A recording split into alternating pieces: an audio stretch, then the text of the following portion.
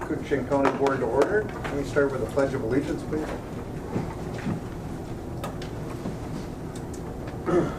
I pledge allegiance to the flag of the United States of America and to the republic for which it stands, one nation, under God, indivisible, with liberty and justice for all.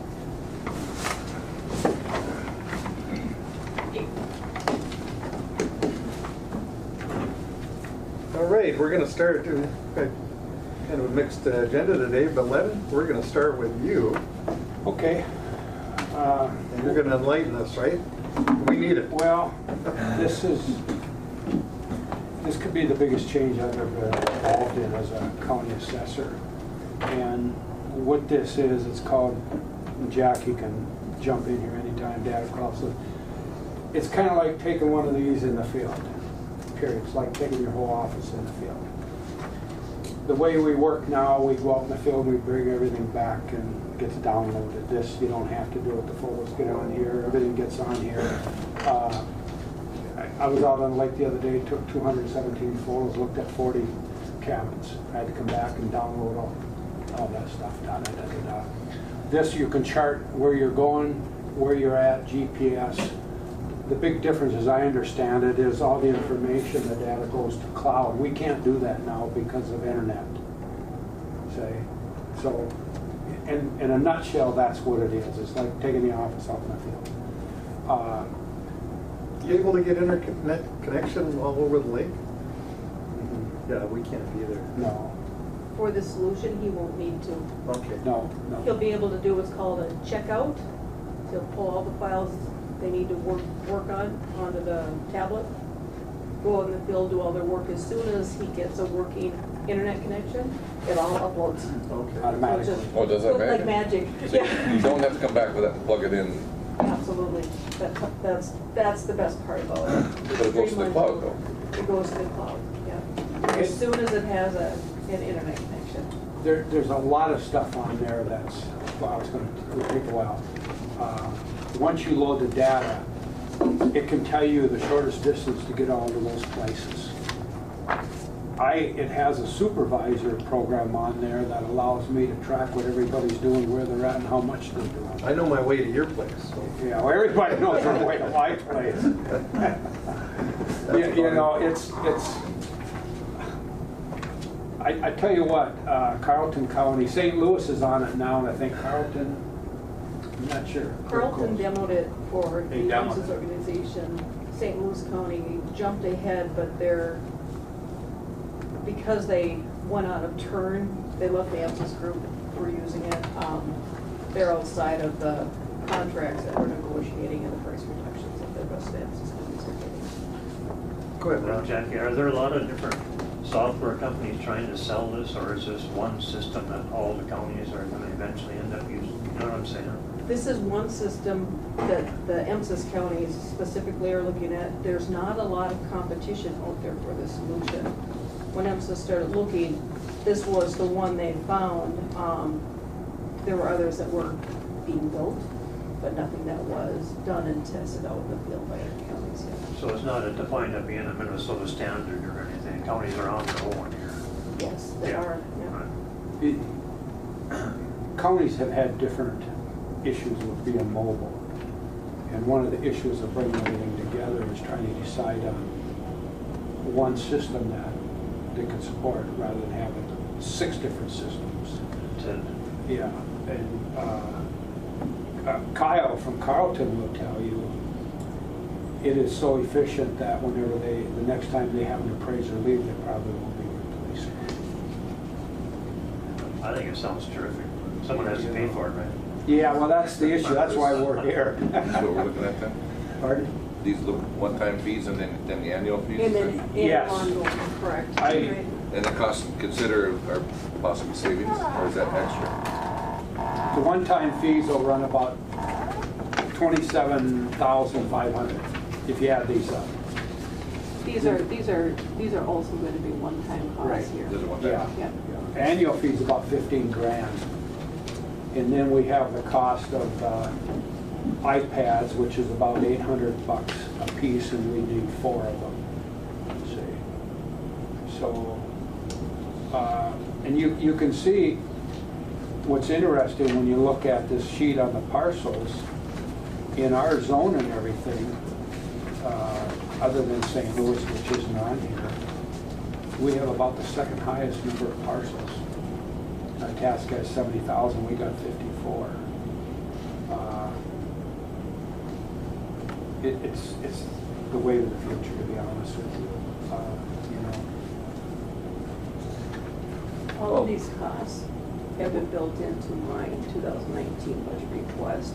And the reason we are here with you today is that at our MSIS board meeting where we approved the 2019 budget for MSIS, a couple of counties started to get cold feet and said, well, we're not sure we want to do this yet.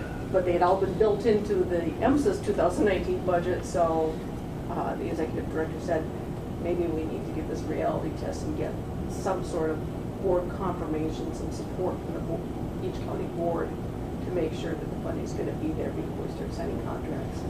What's RAM, Jackie? RAM is random access memory. That's why she's sitting here. That's a truck to me. That's what I was trying. That's what helps your computer run. That's some of the acronyms. I'm not a computer. So in the, something like here it says growing is none, St. Louis is none, what does that mean? St. Louis is already on St. board. they're Louis went absolute- out on their own. Crow Wing. And Crow Wing County has withdrawn from MSIS. Okay. They kind of do their own thing, don't they? They chose a path, they wanted to get off of the ICUs completely. Yeah. And it was pretty much a strategic plan driven by their administrator, starting 4 or 5 years ago, to move everything onto Tyler Technology products. And they have done that. They're scrambling a little bit with the property tax system. They've reached out to the MSIS board and said, so in 2019, maybe could we keep using the MSIS tax system? They're not confident that they will be able to make the transition in 2019 as they had planned. But for now, they're out of the MSIS budget. They're not included in any of the funding shares. We were part of Itasca at one time. I'm just curious, Len, why they have more parcels were equally. That I wouldn't They know. must have smaller parcels, so there's more of them. These are, as I understand it, are all parcels except tax exempt. Nope, No? nope, the Okay, don't do that. 54,000 would be all the parcels All of them? that we have in our property tax system right now. Okay, The large majority of our parcels are broken up into 40-acre thank you. parcels. So, But we have a lot of tax exempt parcels. And I would hazard a guess that Itasca doesn't have And the quantity. something else with Itasca, when you look at the amount of lake lots they have, they've got hundreds of times more lake lots than we have. And they're But, yeah, probably small. Yeah. Right, Yeah. all small Yeah, it's just the parcels. city of Grand Rapids, the size of it, not much parcel, Right. but Correct. International Falls got. But still, we're barely, I mean, we're at 16,000, that's, so what are you looking for from the board then? All we need is some sort of written support saying, we agree this is the right path and we are going to provide the funding in 2019. Everybody on board with that? Well, I have a question. Go ahead.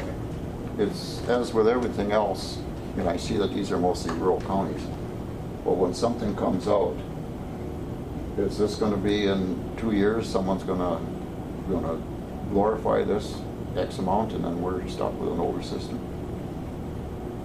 Make it that much updated and better, and, I Because doubt it. these guys are the forerunners in this Yeah. technology, I highly doubt that we'll be looking at stale technology anytime soon. Plus, part of our annual fees is to continue to, support and maintain that system. So my assumption is they will continue to keep it moving forward. They want to be the solution provider for all government that does appraisal work. They really do. They do some private, they have private customers, they're looking to move into the government sector for business. Right. so you're looking for just a verbal support, or do you need more like an official support? Something we can send down to the. So we would need, director and you need it fairly now. this week, Yeah. So we would need to add that to the agenda as an addition, for a quick addition. So, Jackie's, obviously, we're mostly illiterate here when it comes to computers, and she's never steered us wrong, so In fact, I always give her a hard time, we've never told her no since she started. So. But it's Glad built to hear in, that. it's built in. Which is your a good budget. thing. It's already included in the 2019 budget request for the IS. Yeah. Go ahead. So the annual fee, well, that include, we know they're gonna continually have updates like everything else. Does the annual fee include updates of, you know, or would we have to pay extra for that? That's my understanding. And it includes That's what I updates, I hope understand. so. I haven't seen any actual contracts. Yeah. so. I think it's true. So we need to add this to the agenda, but what you need is a letter of support. Letter of support, Okay. correct. All right. And what's it called? DCS Mobile is it called? It's called a re-ram. Well, I'll tell you, it changes how we do everything, and, you know, it's an education. I think you're gonna really like it. I agree. I think it'll be a huge time saver, once the learning curve has been accomplished. What do we figure the learning curve is gonna be? It's gonna take a while. The a while. devices, Yeah. Len has requested to go live the fourth quarter of 2019. I would project that once the weather's nice and they get out in the field, that they're going to be pretty darn good at using these It's devices. gonna be one of these things. Because they'll have that You have to use winter it. time frame to Correct. practice. But it's essentially saving a big step in the process. It is. So they do some preliminary work to get their stuff ready to take over Yeah, the field. They go, they do their work, and instead of coming back and spending hours keying all that information, It's there. it's there. See, if we had Granite Digital up and running, we just download the next cloud. Well, actually, for me, where I guess you don't have a choice where it goes, it goes somewhere. Right, they use Amazon Web Services, Okay. actually. It makes me nervous a little bit because we're used to working out in the field all summer, getting all the information and spending the winter. When the first year as county assessor, I got caught not knowing what to do in the wintertime. Okay? And so now that everybody is used to going out, taking photos, sketches, but in the downtime in the winter, that's when all the work gets done. And now I'm thinking, my God, if we get it all done out in the field. I have projects for them. I still think you're gonna have enough to do. I think so too. We always have work to do, no question. Nothing else, you can paint the office. You know, yeah, you know. Well, when computers came out, they were gonna eliminate all those jobs, never happened. You eliminate all the paper, that didn't happen. Yeah, that was the other fear. Our next budget request will be a drone. Well, that's going. We can sit in the office and fly to hunt shacks. Park it over Wade's house, what's he doing now? You joke, but there are counties that are getting them. Yeah, they're being used. I don't think it's a bad idea. Both for law No, enforcement and- and for appraisal work. And I don't know if you, Ron, you've been there too and heard them say that now when they're doing any place of ditch assessment and all this, they don't have to hire people to go out and walk it, they just come and drone it and take the pictures. And so, Exactly. yeah, it's really. There's something I find troubling with a drone hovering over Oh, someone's that you house. meant the guy that walked in. But he's troubling in a nice way. You're kind of trouble. Well, you know, you never know. I'm doing the lake right now, and that's the second time through the islands. And the other counties have to hire a sheriff's deputy to do that, to take them, sit in the boat and figure that out, you know? Well, you should have been on the first sewer project, we had to have deputies all the way. And when they weren't available, Bill Elliott would send me, so. Anyway, we'll put it on the addition then. Jackie, when are you coming in then for the meeting portion? Sure. If there's any questions? All right. They could just do it in, under county business at the start now. So why don't you just come back at, what time are we gonna? 10:30. 10:30, yeah. Okay. All right. Thank you. Thank you. Thank you. County budget overview. Jenny, your show. All right, would it be okay if I sit on the other chair? Absolutely. Okay, Yes. then I can look at y'all and see what you're, See better the idea. blank looks on their See face. what our reaction is. Yeah. Come on, what?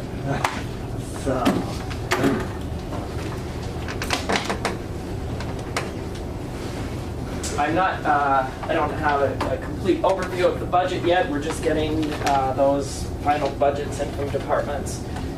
I read it where you said it will be distributed at the meeting, and I Yeah. thought it said it will be disturbing at the meeting. Yeah, well.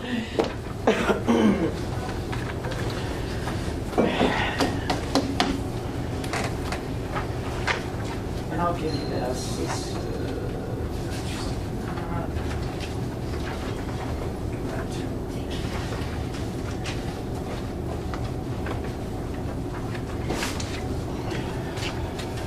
And there's our trial balance. Yep.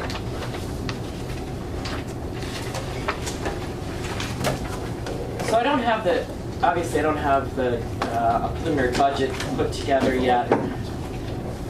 One of the things that I wanted to talk about today is really managing the fund balances and looking at the individual fund balances and how we can best use those fund balances and maintain those fund balances for and use those fund balances for the future and make sure that those balances are available when they're needed. So when I talk to the department heads about budget this year, one of the things that I've asked them to put together is a 5-year capital improvement plan and then identify the funding sources for those capital improvements. I think that the county has done a great job of managing their budget, and I think we've gotten to the point where the operations of the general operations of the individual departments are maintained with our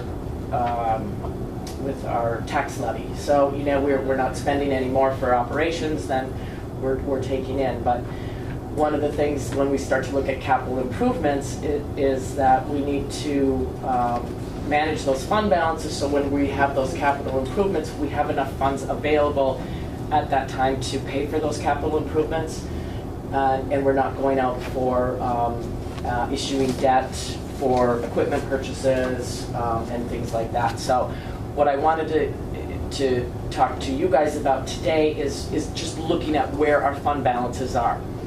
Now so if you take your estimate of fund balance reserves, it's this sheet, and this is all of our fund balances. The other one? Nope, the other one.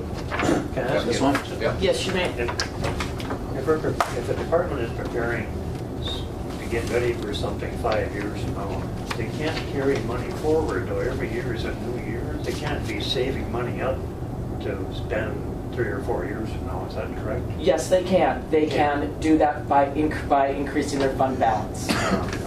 So that's where that comes in, so they can have more revenues than expenditures, and then that difference goes into their fund balance, and that's how you build fund reserves. And you can carry it forward. And you carry those fund reserves forward. Yeah. And so we want to manage those funds. We don't want to have more than we need in those funds because they can be used for other purposes, other services that we need to provide. But they can be used, saved for those purposes, and then the auditors, we can commit those funds. The board can commit those funds for that specific purpose. And the board needs to make a motion in order to commit those funds. It's, when I'm talking with the auditors, if there is a specific purpose for that, and that's the only thing that it can be used for, then that's a good thing for the board to do. I have not seen that we've actually ever committed any funds here at the county. The board has. What we've done is we've assigned those funds, and we've always assigned the current budget use as for the purposes of, this is what we're going to use for the next year for the budget. We've assigned those. Same as dedicated funds? I mean, so the money is really locked up, it can't be used for anything else? No, assigned funds, that I have the authority to assign those funds every budget year, and I typically assign the current year's budget and sort of, and so when we look at what's available for use, then those funds are not available. Now, that's a good question, and that's a lot of what the re-audit has done. The 2015 audit is really just redistributed those fund balances to committed funds. Committed funds are ones that the board says we're going to set this money away for this specific purpose, and it cannot be used for anything else. until the board makes a motion and uncommits those funds. Restricted funds are funds that are restricted by statute or by contract. So anything that is statutorily committed, like any of our grant funds, those are all funds that have to be used for a very specific purpose.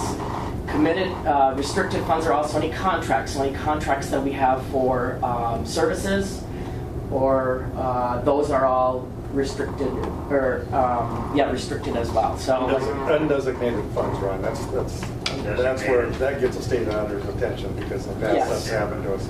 So we had to earmark those monies for projects that would probably be well in the future, but it was a way to. There's a way to do that. exactly, because several years back, the state auditors were saying, hey, you guys have too much funds now. And so that's where they kind of realigned how the funds are classified. But you can unrestrict them.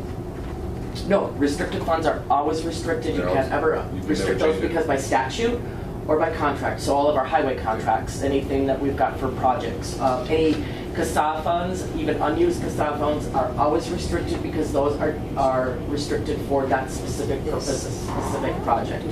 That's like, well, like for the land department, a certain amount of our timber sales has to go into Parks and Recreation, or that Parks Fund. Those are totally restricted, can only be used for that purpose, correct?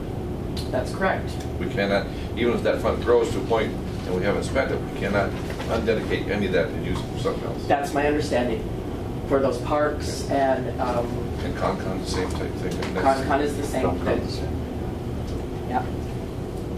Well, CONCON is a little bit, by statute, it's that, the statute for CONCON, it says it has to be used for the redevelopment of that area. So that term redevelopment is somewhat open Yep. to use of those funds. So the first thing that I want to do today is to look at our fund balances, because looking at the budget this year, like I said, we're going to have, I'm going to present to you some summary budgets. We're not going to go by line item unless there's some specific things that you want to look at. And so, because the real decisions are going to be what kind of capital improvements, do you want to spend the money on this year? And the capital improvements are either going to come from county dollars or their fund balance, or from borrowing. So when we look at the general revenue fund, we have to use 2016 audit numbers right now because our 2017 audit is not complete. They are going to be starting the 2017 audit, hopefully very soon, and then we'll get some final numbers. So the best numbers that I have available for use right now are the 2016 audited numbers. So Who's they? The state? That what you're talking our private audit firm. about? Our private? We don't have that done yet. And I'd like to talk a little bit about that too if we have some time after we talk about budget, because it puts us in a little bit of a bind because we don't have exact numbers. I can estimate where we're at. If I'm using these 2016 numbers from our audit, these numbers I've looked at these numbers might be a little bit off because of our 2015 ending numbers are a little bit different from our re-audit than our private audit firms. And so if those numbers carry forward to 2016, that's going to cause us the numbers to change a little bit. So I've identified what those differences are, and we're going to talk about that when we go through these fund balances. So our general revenue fund, you can see that what the balance is, it was that 5.2 million. And then from that, we like to, we've got some money that we're going to take out. You'll see in the 2016 audit, we have 817,000 that's taken out for, those are all of our obligations for payroll. And so those would be all of our sick leave, vacation leave, comp time earned, and then any other payroll liabilities that we would have. So if let's say the county shut down and closed, that's our obligation to our staff to close the county. So we have to carry that on our balance sheet as a long-term liability. and that needs to be taken out of our fund balance. So that's just taken out of the general revenue fund, even though some of those are probably belong in the highway department, environmental services, health and human services. So, but I'm taking it out of the general revenue fund because that's how it's calculated as a whole. So from that, we also have restricted funds. So those are things that are governed by statute or by contract, and which leaves us the 3.7 million. In our 2017 budget, we estimated 83,000 to be used in reserves, and in 18, 173,000 to be used in reserves. The state auditors want us to have a 5 to 6 month cash flow. Well, actually, it's like between 3 to 6 months of cash flow, depending on how the inflows come in. So the general revenue fund, we use a 6 months cash flow because we get payments twice a year. We get them in, May 15th and October 15th, I think, when our taxes due. There are counties that have a very difficult time doing that and sometimes can't. Yes. So given that, we have unreserved general revenue fund balance of 178,000. So you can see that's not a very significant dollar amount. It doesn't leave a whole lot for capital improvement projects. When we look at the highway fund, we had a fund balance of about 3 million. We take out inventory and restricted, and then we get our adjusted fund balance of about 2 million. We subtract our budgeted reserve use, and that leaves us, and cash flow, and that leaves us with about 143,000. So I look at that, we've got 143,000 for capital improvements to use at that time for this year's budget. But, I'd like to have a little bit of a buffer always. When we get final numbers, that will change. I know when we look at general revenue, I know that we performed better than expected last year. We did not use all of our reserve funds in the general revenue account. So it's just trying to use estimates and then look at actuals. When we look at the Health and Human Services Fund, you can see that we have a negative fund balance there. I don't need to go through those numbers. They only use a 3-month cash flow for Health and Human Services because they collect, they get recoveries on an ongoing basis. So we use 3 months. So they had a negative fund balance. And then I can bring you to the trial balance that I gave. Yes, question. Okay, just when you go back to general revenue, 3.3 million is cash flow, right? And you said that's what we need to have for salaries, comp, all this type of stuff, and that's countywide employees, right? That would be just for the general revenue fund. So all of the operations, we take that operating. But then when you get to each department, like highway's got 1.3 million and human services 1.4 million. What is that covering? Okay, so on the left-hand side, I look at the cash flow and I take their budget, what their annual budget is. So the general revenue fund balance was 6.7 million. That was their budget, so I take 6 months of that. And for the highway fund, their budget average is 5.5 million. And I took just 3 months of cash flow there because they get their CASA money right up front. Right. And so that helps to manage that cash flow. All right. That was a very good question. The Health and Human Services $150,000 deficit for many years. We carried a $1 million plus. Yes. And you can see that's what the cost of out-of-home placements have done to us. Absolutely destroyed it. And so then if you look at this trial balance, you see where that cash flow is negative. You see in April and May, we've got a negative balance in that fund, and that kind of verifies, yes, these numbers make sense and they're pretty accurate. I mean, it's not a negative 150,000 here, but it is a negative 42,000 and 20,000, and that was in April and May. And then it went back up because we did in June. We do apportion the tax revenues. So last year when we did the budget, we gave them additional county dollars so that they were not, they were not using as much budget reserves as they had planned. So you can see in 2017, they had used budgeted for $309,000 of reserve use. In 2018, $114,000 of reserve use. Now, how their budgets end up at the end of the year is makes a difference because they're not planning to use those reserves. Or if they're planning to use the reserves and don't use it, then that fund balance maintains. Well, it makes it very difficult. They don't know what to expect in an upcoming year either. So many things can happen, change that picture. And if you have a year that is extremely high in out-of-home placements, you can see how that fund balance is going to really take a hit. And so we need to build that fund balance up. So that's going to be one of the goals for this year's budget, is to make sure that their fund balance is where it needs to be.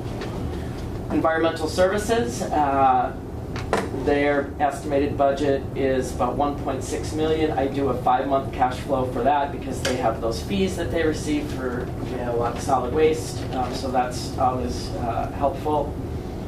And they've got a little bit in there for some reserve use, $343,000. So I know that their budget this year is going to ask for several capital improvement projects. So when we're looking at approving those, you know that we've got a little bit of money in there to buffer that. The other ones, the AIS Fund, Aquatic Invasive Species, those are all really restricted funds. Those have to be used for specific purposes. Not any funds that the county can use for general spending. The County Development Fund, that is the Con Fund. Yep. Unrestricted Con balance, $329,000. Land and Forestries, that fund is actually quite healthy at $832 because they rarely use any reserves because all of their operating costs are covered by the Cash flow. by the timber sales. So all of their budget use is taken out of the tax forfeited account before it's apportioned. And then the Jackfish Sewer Debt Fund, you can see there at only $18,000. We're going to not have enough money in that fund to pay that debt service before it is paid in full. So what is probably going to happen with that is we'll have to continue the debt service on that Jackfish Bay for probably another year until those bonds are paid off.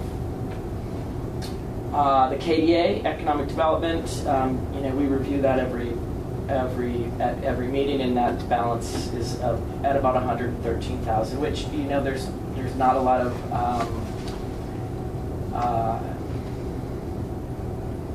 things that come up for that. So there's a little bit of funds in there for some reserve use. But usually no surprises. Right. There's not usually any surprises. And talking about the KDA, we were supposed to have a KDA meeting today. It did not get put on the agenda. So at the regular board meeting, we'll have to talk about our calendar and make sure that gets added onto that schedule. I also wanted to provide you with... You can thank Herb Anderson for KDA. It was a compromise deal that included Kuchiche and Carlton, or we wouldn't be in it. Carlton gets, by the way, the exact same. Have you, I know we're jumping around. KDA, of course, would like to increase they would like to have a little bit more money every year to give out. KCDA, yes. Rather than 50, it would be nice if it was 60. Yeah, they brought that up the last meeting. But they've done that every year. So. Yeah, they've done it every year. Yes. And I did get their budget requested, and it was for an additional $10,000 this year. We'll have to look at that when we look at the KDA budget. And we want to look at what they've been doing with the dollars. Exactly, exactly. And they did provide a report on what grants were provided. We got the IRRB funding, and we're down about $8,000 this year. So, we've got a little bit less money to work with in KDA. All of the other revenue sources, though, are about on the same level as last year. So that's good. We're our PILT money was up considerably this year, and it will continue to be up next year. At the same level. The county program aid was down about 10,000. Tax forfeited apportionment from timber and land sales, that looks about even. I did look at our personal property, which we call Power and Light. It's also, that's where our Great Northern Transmission Line revenues will come in. There's not a lot of difference in tax assets right now. It was like 44, it went from 43 million to about 44 million. So we're not going to see much at all from this year for the Great Northern Transmission Line. I haven't gone through those line by line yet, but we'll see a little bit more, but I don't think it's going to be very significant. Next year it should be significant. Yes. They've got all the towers set as of now from Big Falls into Itasca County. Okay. And they're going to start going back and do up. So I'm assuming that they're going to have the bulk of that done by the end of the year. Okay, and that will be good because I think they look at the values at December 31st Yeah, because they said about... for the next year. So our agreement with the small cities, that apportionment is not going to be an issue for 2019. There's really not going to be much there. It's going to be kind of hard to calculate what it actually is from specifically the Great Northern Transmission Line. I think we're going to get some in personal property tax, and then we're also may get a little bit in tax capacity. So we're really going to need to look at those and then determine what is from the Great Northern Transmission Line and how much we're going to give It's to kind the of like you're just cities. going to reach over and pull something out. You really don't know exactly what it is. Right. It'll end up being taxable. It'll be taxable 19, payable 20 is when it starts. Yes. Yeah. Yes. So- That's when we're really going to see Yeah. some. So we've got a bit of a wait. We do. But it's going to be hard to figure out exactly how much value that is adding. Yeah. Correct? Correct. It's going to be and so we'll have It's kind of a to guess. come up with a formula that we use that's acceptable to the small cities and that everybody agrees on, and then determines how we're going to apportion those funds. Well, we did agree to an outline when they came in. Yes, we did. That is a percentage of what number? Yes, it has to be a What is the percentage number? of Yeah, a number. that's So right. What is the number? how are we going to determine that number is sort of up in the air. You got a dozen eggs, and which egg belongs to the power line? Right. Yeah. How much is it? Right.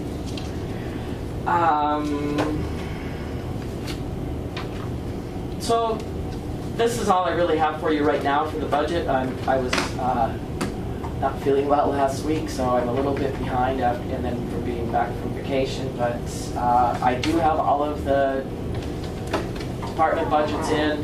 By next week, I'll be able to get some preliminary information put together. So So things are progressing okay. yes, they are. We need to cut the county commissioners. I can see that. So. Just cut it down to 4. She keeps a close eye on us. Yeah. That's good. That's a good thing. Yeah. I think we have identified some capital improvements that need to be done within the next 5 years. I think the department heads have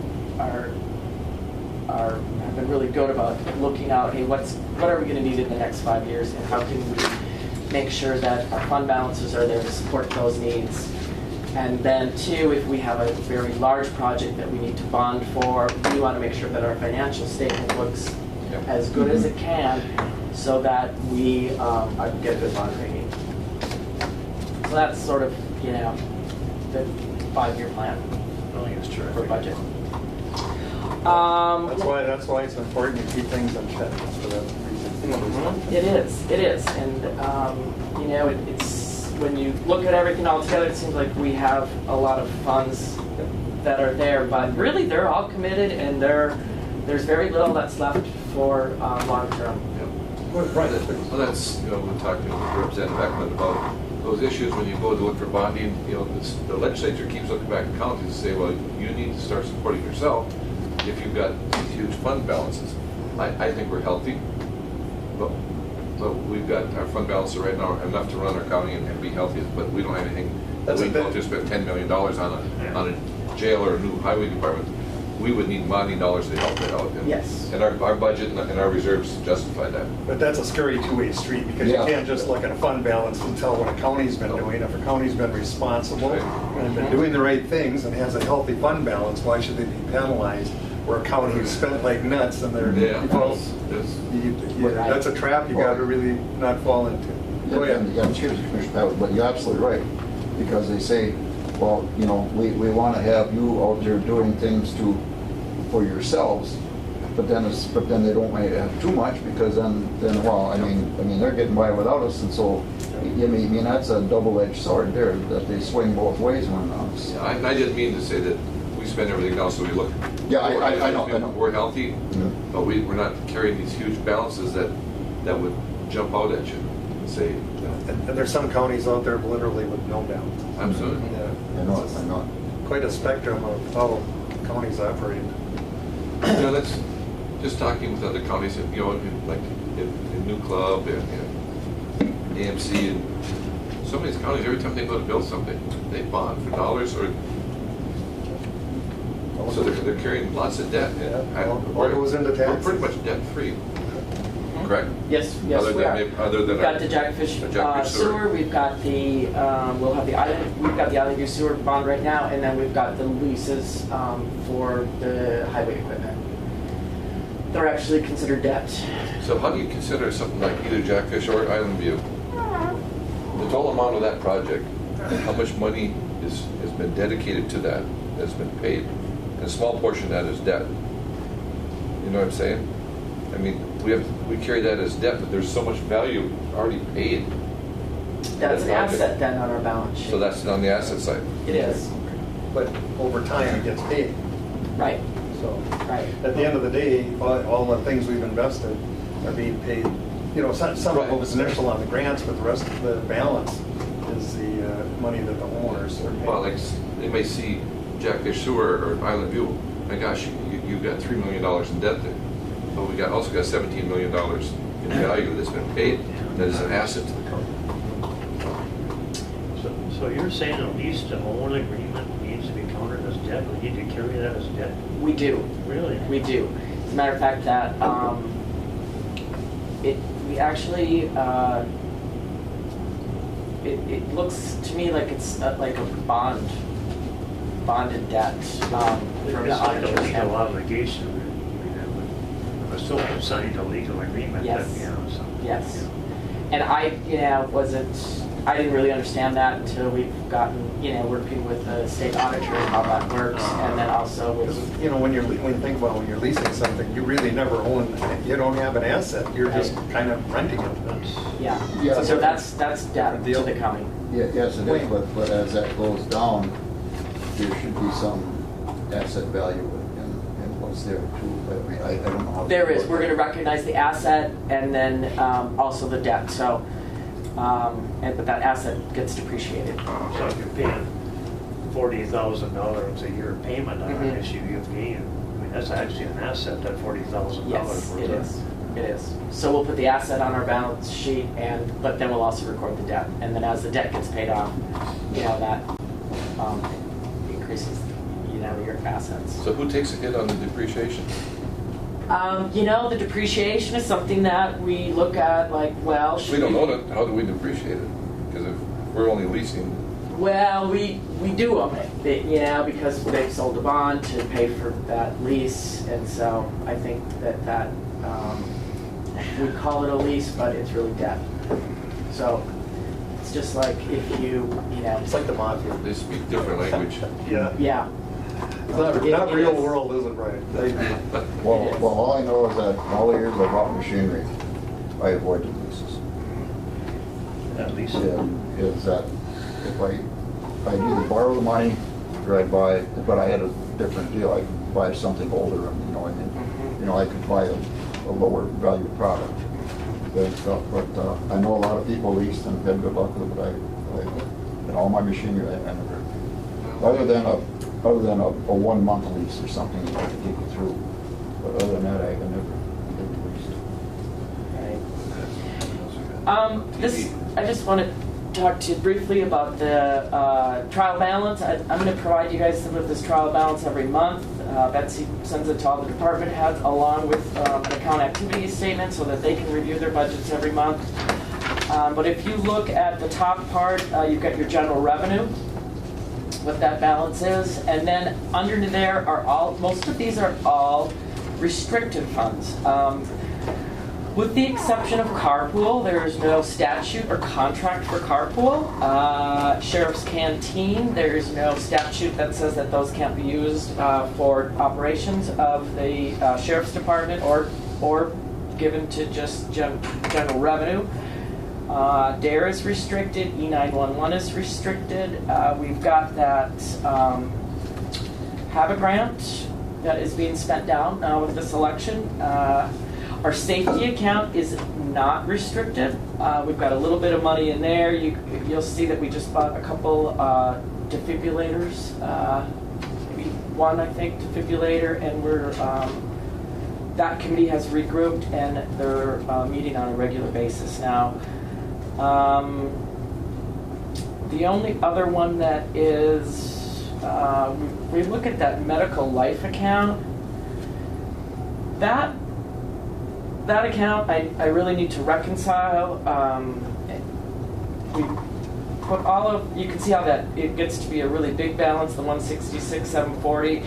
All of our health insurance costs come out of there. The money goes in and then it comes out, along with all of our flex funds, our VIVA funds, and so I'm going to separate all of those things out, and we'll really get a good number to see what's available in that account.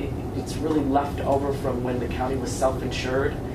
My estimate is we've got about $10,000 in there. Right now we're using about $10 a month to help supplement the family health insurance coverage for employees. We give them an extra $10 a month to reduce the costs.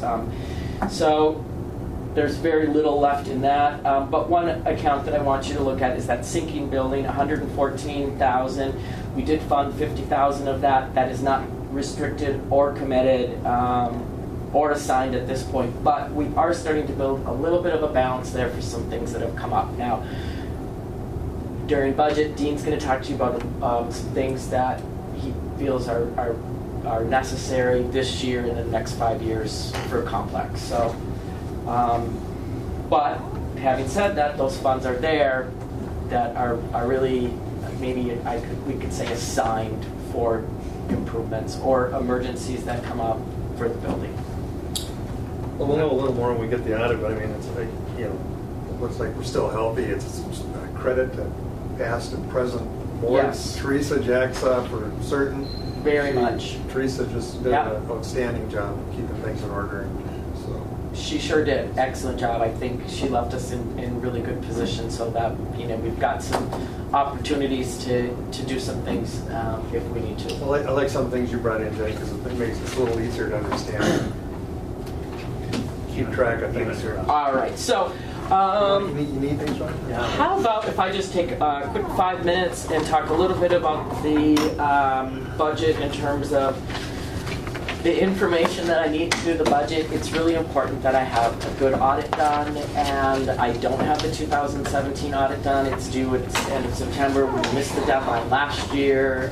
It's a problem for our bond people because they need to have a copy of our audited budget or our audit report for our bond rating, and it came late. They were gracious enough to offer us an extension. The due date, I think, is the end of September. We're not going to make that again this year. We also have the 2015 re-audit, which is not public yet, but we're responding to some of their findings once we respond. It will be made public, and at that time, then we're going to have to look at how that affects our 2016 audit, because if we've got different starting numbers for our 2016 audit, that audit's going to have to be redone. So it creates some unknowns for us. I'd like to have really good firm numbers, you know, when I'm looking at the 2019 budget, and I don't have numbers from even 17 yet. So, you know, you can see how these fund balances can change a lot depending on how each department performed during the year. In 2017 was a while ago, it seems. So, you know, these numbers can change by a couple $100,000 easily. When are we going to have that information? Well, I just got an email from our private audit firm, and it looks like they're going to be here at the end of August of this month. So, you know, possibly could they do it, get it done? They could, but with the re-audit and then redoing 16 and 17, I think we've got to talk about how we're going to really get back on track and get some good numbers in our financial statements and how we get all of these things resolved within the next Everything year got held up or with that couple years. state audit, It correct? did. It did. So, but I think we'll get there. But I'm confident in the fund numbers for the fund balances, but I'm not totally confident. So, you know, I want to caution on, you know, being conservative until we really know where those numbers are. Cautiously optimistic. Cautiously optimistic that we've got some good numbers. And all of the numbers are, you know, the fund balances all look good. You know, one of the things I should have pointed out with Health and Human Services, we've combined Health and Human Services and Public Health. So when the Public Health Fund is good, you'll see on the trial balance, we're keeping them separate on the trial balance.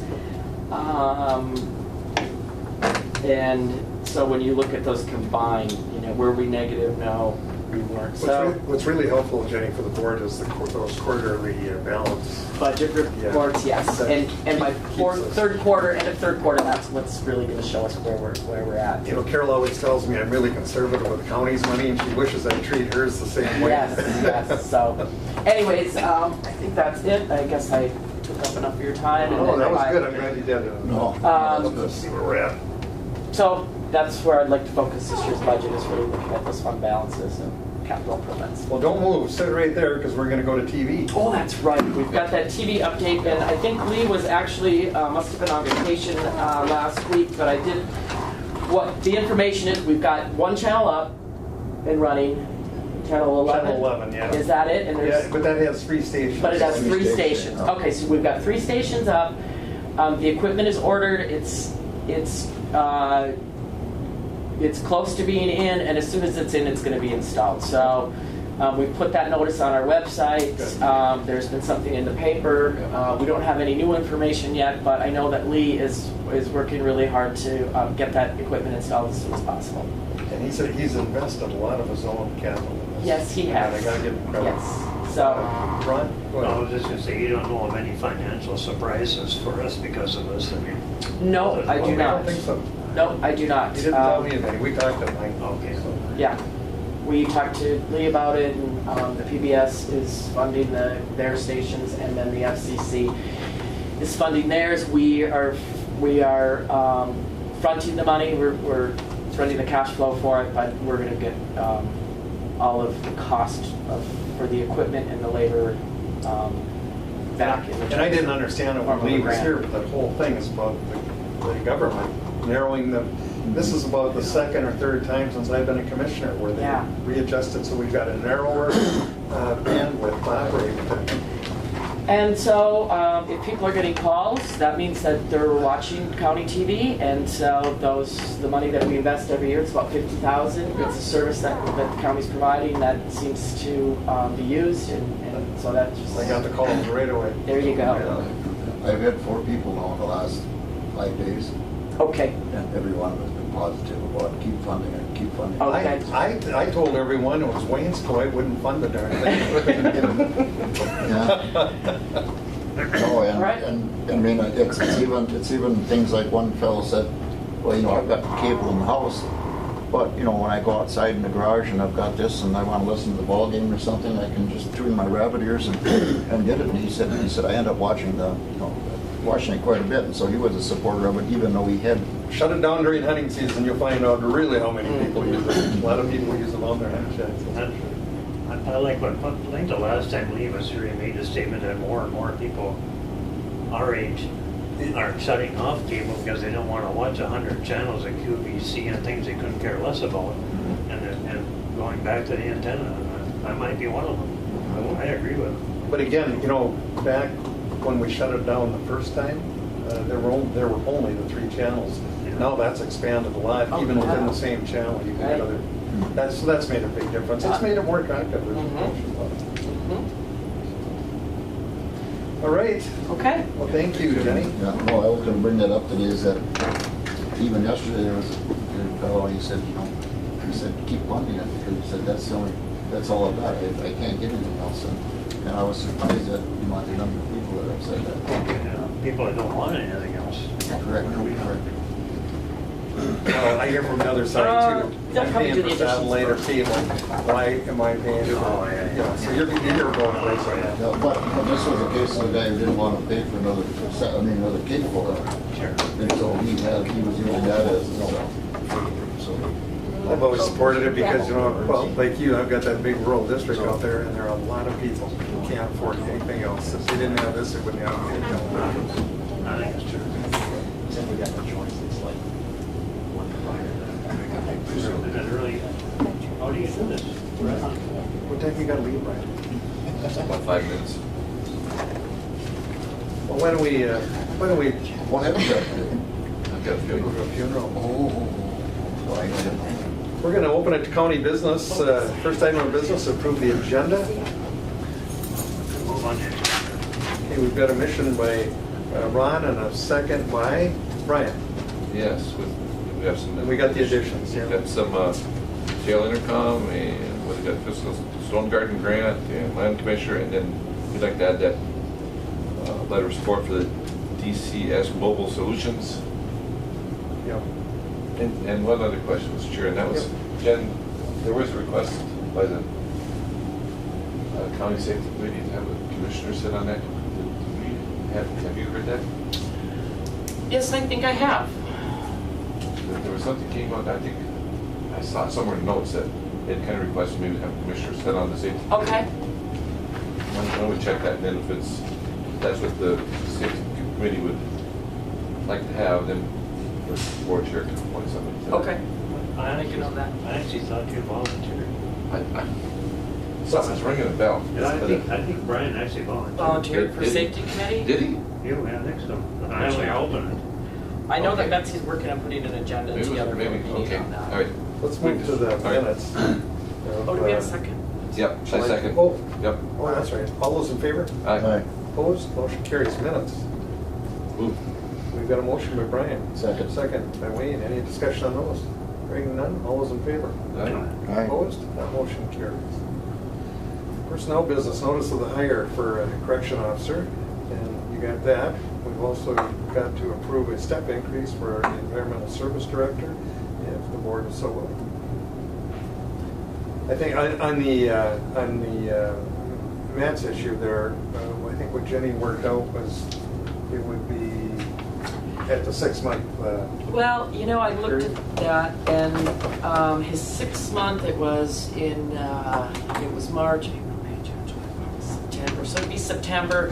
And so what I thought might be a better solution was to go ahead and put him to 100% beginning with the next pay period, and that would not have Sherry have to calculate any retro pay. So it actually he would be at 100% effective August 20th. And again, that's, you know, the extenuating circumstance here is the fact he's doing two full-time jobs over there, so working tremendous hours essentially. Then move. We've got a motion by Brian, Second. second by Ron. Any discussion on that? Hearing none, all those in favor? Aye. Opposed, that motion carries. Financial business, review the July paid invoice vendor report. Yes, we got it. So, Mr. Chairman, I would move to approve the, are you ready for the? Go ahead. Paid invoice vendor reports, the courthouse claims, highway claims, and avoided warrants. All right, we have a motion, One second, so. A through E.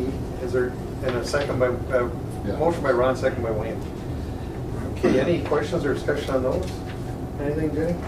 I didn't have anything like All that. right, all those in favor signify by saying aye. Aye. Aye, opposed, motion carries. And we've got to adopt a resolution for donations. Two resolutions, so I need two separate board motions on that. Okay. What are the wishes of the board there? That's to accept those two donations. You need two of them? Yeah, I need two motions. So I'll second. Wayne's first one.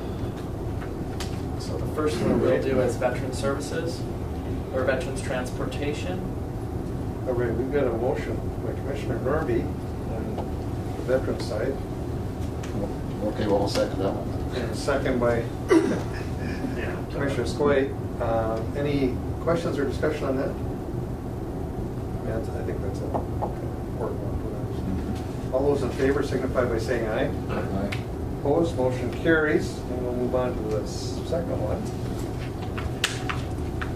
Do it again. Well, I'll do it again. Okay, we've got a motion by Wayne, And a and second. a second by Ron, just in the reverse order. Any discussion on that one? Anything, Brian? Nope. All right, all those in favor signify by saying aye. Aye. Aye. Opposed, that motion carries. Mr. Chair, I need to be excused for Okay. a little while. I'm sorry, but I'll be back as soon as I can. Probably for after lunch. You look pretty sharp today. Yeah, well, Wish it was a better occasion. We'll see in a bit. Item 5 is amend the August and approve the September meeting schedule. So, Mr. Chair, we were going to go ahead and cancel the committee of the whole on the 16th because that conflicted with an ARC meeting, I think. But the other thing is we need to reschedule that KDA meeting. We could move that to the 28th if you'd like. That's fine with me, whatever you think. Okay, let's go ahead and move KDA to All right. the 28th and then go ahead with August. And then looking at September, I've got 2 board meetings scheduled and a committee of the whole for budget on the 18th. I would think that we're probably going to need to add at least another committee meeting, but we'll see how budget process goes as we start to get into that in September. The levy will have to be set on the 25th. It's due on the end of September. 25th, by the 25th. By the 25th. On the 25th, we'll have to set the preliminary levy, Okay. which can be lowered but not raised. All right, everyone got the schedule here. Does it work for everyone? We're down to 2, so if either one of you don't move or second, Jenny and I are in trouble. Do we have something going on in Alexandria on the 13th and 14th? Yeah, that's AMC. It's actually, it's a Thursday and Friday, but I know that MRC is gonna meet down there on Wednesday night. So, No, but that is the, But you'd be here open for Tuesday, right? and even if it was on a Wednesday, I mean, I could leave and go down there, but, I'm maybe the only one that's gonna be down there for Wednesday. But then I don't know on that pre-legislative deal, I haven't seen the schedule as if I'm going to stay on that Thursday. So I don't know what's scheduled on that yet. I haven't seen it. That's right, I have seen that AMC conference. You should have all gotten those emails if you want to attend that. Is it the pre-legislative? Yeah, pre-legislative. Okay. Yeah, maybe I better look and see if I wiped it out, I don't know. All right. All right, wishes of the board then on the schedule. I'll move on the proposed. Motion by Wayne, Second. second by Ron. Everybody okay then? All right, all those in favor signify by saying aye. Opposed, motion carries. We better keep these schedules. Thank you, John. All right, approve, what is it, Whitetails Unlimited? Birchdale, is that? Commissioner Hanson was here a minute ago, is he still here? I bet that's maybe what he was here. So I'll make a motion to approve that. Okay. Yeah. We've got a motion, is there a second? Second. Okay, second. The motion is Wayne, second by Ron, to approve the Whitetail Unlimited Birchdale Sportsman's gambling application. Any discussion on that? Good cause. All those in favor? Aye. Opposed? Motion carries unanimously. Northern Minnesota Veterans Home presentation. Who's here for that? Come on, please. Morning. One. Yeah, go ahead. Yep. Hi, everybody. Welcome. How you doing? Good, how are you doing? Good. Always good to come home. Well, maybe we should do introductions then, Yeah. as long as, Jim Lukacek, born and raised in International Falls. Currently county commissioner in Beltrami. and an architect extraordinaire. Thanks. In the middle of my third term, just finishing up second year of my third term as a commissioner, so I've been doing it for 10 years. He's a bit busy. You still have an office here, don't you? Yeah, I took over Jim Cowgill's Yeah. office. Jim passed away kind of unexpectedly from a stroke, and but about 3-4 years prior to that, he had given me his whole office and all of his archives. And I didn't know he passed away. yeah, he had a stroke and he survived that, and then was in some rehab and had a couple more after that and wasn't able to survive. Were they in those. Florida then? Yeah, they were down in Sanibel. Sherry's still there then? I think she's moved back up to McGregor area, Okay. where her daughter is. They were good constituents. You mean you have the office out of Main here where he used to be? or- No, he moved No. downtown, Oh, back into the old office, the old radio station block building right on the corner there. They had a home on the lake down by me. Well, that's right, yeah, that's right. Yeah, That's yeah. right. So that he had moved out of Rainier and moved back to there. So I've been picking up the office there, and a number of his clients, like the apartment buildings in town, some of the churches, some of the, also doing some work with the school district right now. We're repouring the concrete slab this morning, actually. So they tore out the old Bronco Arena slab and put in all new piping underneath and fixed up some equipment, and Yeah. so, Jim, you has also helped the county here on some of our issues. And Yep. at a done some feasibility studies. Yes, and I mean, way below cost, thank you.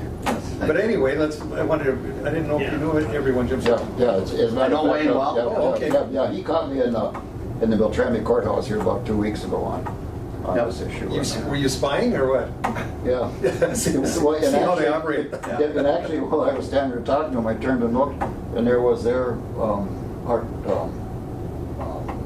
deal that we just put in out here, but I saw that it was lit up very nicely and easy to see the defibrillator there on the hallway. And Ron, you know him? That Ron Norby? Hi, Ron. Yeah, I've seen you in the paper. I do have a subscription to the Journal, so I try to keep track of what's going on in the falls. Past resident of Shelburne. Shelburne is a suburb of Bemidji. Oh, yeah, that's a growing suburb. Yeah.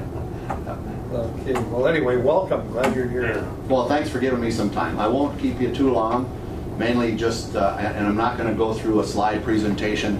I got Jenny the slides so that you folks can review that. This was one of the first committees that I got on as an elected official. I jumped on the task force for the Northern Minnesota Veterans Home over 10 years ago, in 2009.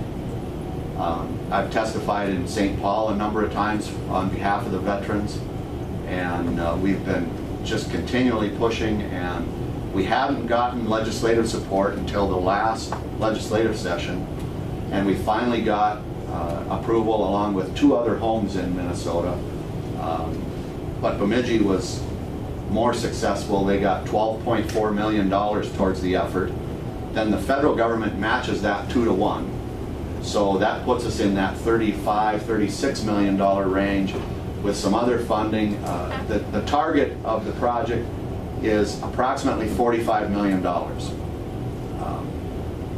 I was kind of surprised when we went to St. Cloud and met with the Veterans Association here just about 2 months ago.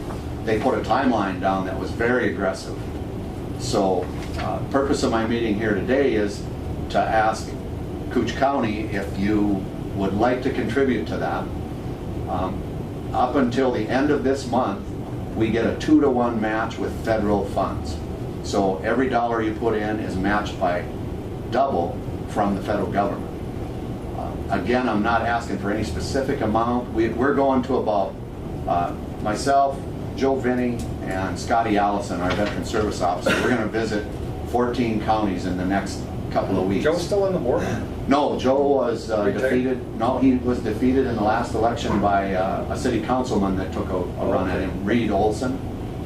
But Nobody like Joe. But yeah, but Joe is, he's still a very prominent on our task force. Good. I'm the chair on the task force, and I kept Joe on because he's got such a high visibility rating, and he spent a lot of time in St. Paul, and a lot of the legislators and all of the veteran service folks know him and recognize him, and he is a veteran too. He sings like an opera singer, and at all our big meetings, we'd make him get up, and he loved to do it. Oh yeah, Big booming voice. Yeah, his last county board meeting, I brought my trumpet in and we played the Star Spangled Banner together. So he said, "It's the first time I've ever been drowned out." I could just hear him saying that. So I sat with Joe for 8 years. Where did the 12-4 come from? The state? That's from the state legislature, Right. and then Beltrami County put in $1 million.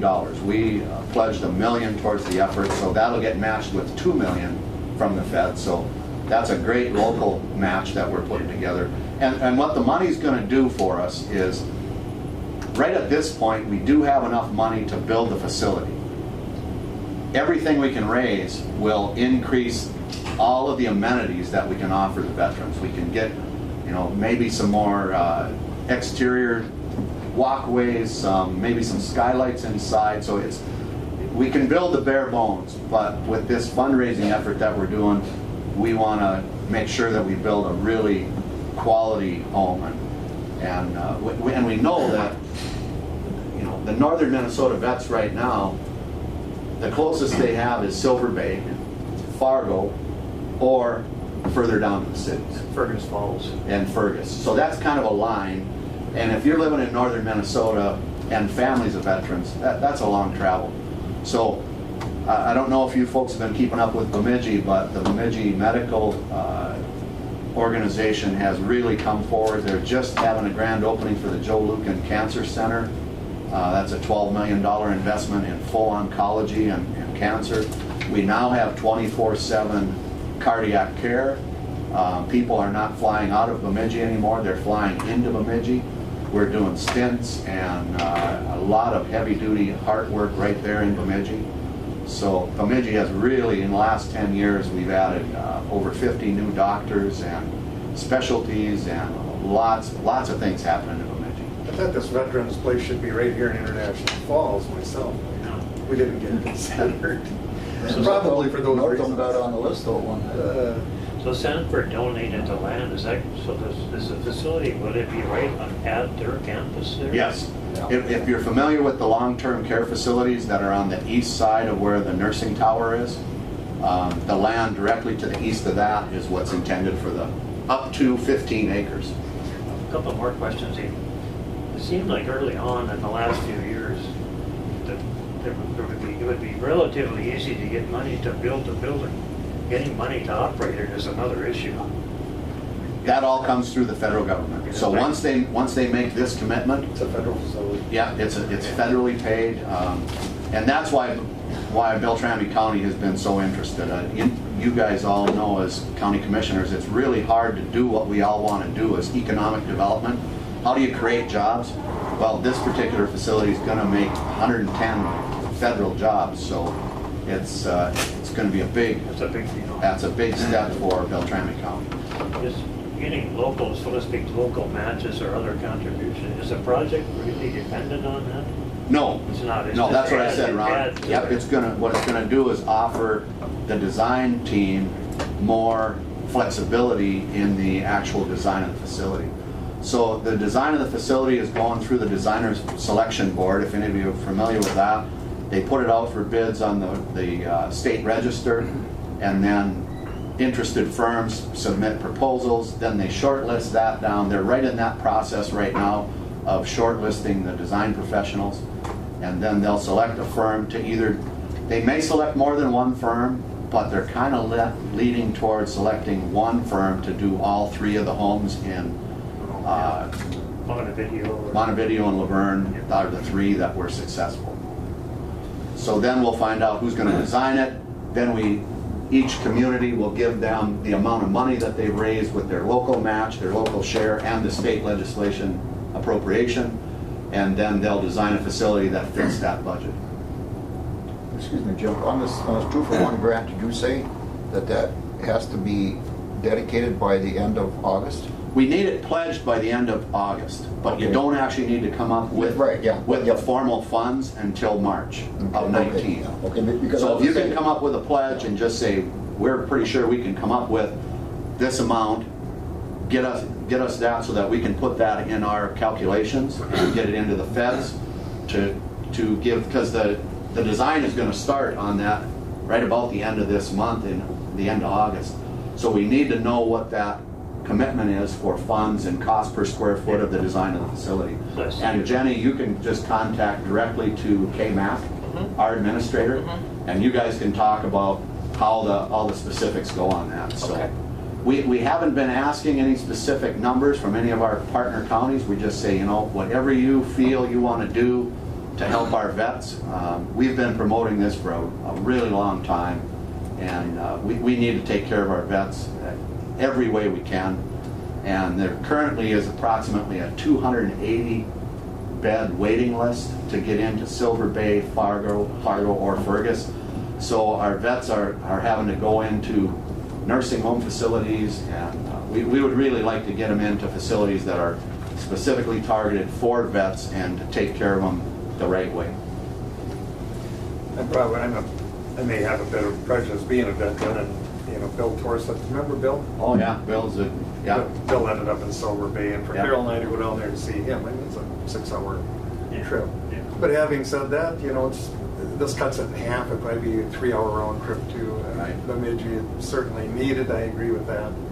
There's a benefit to the veterans who live here for the families. That was the problem with Bill.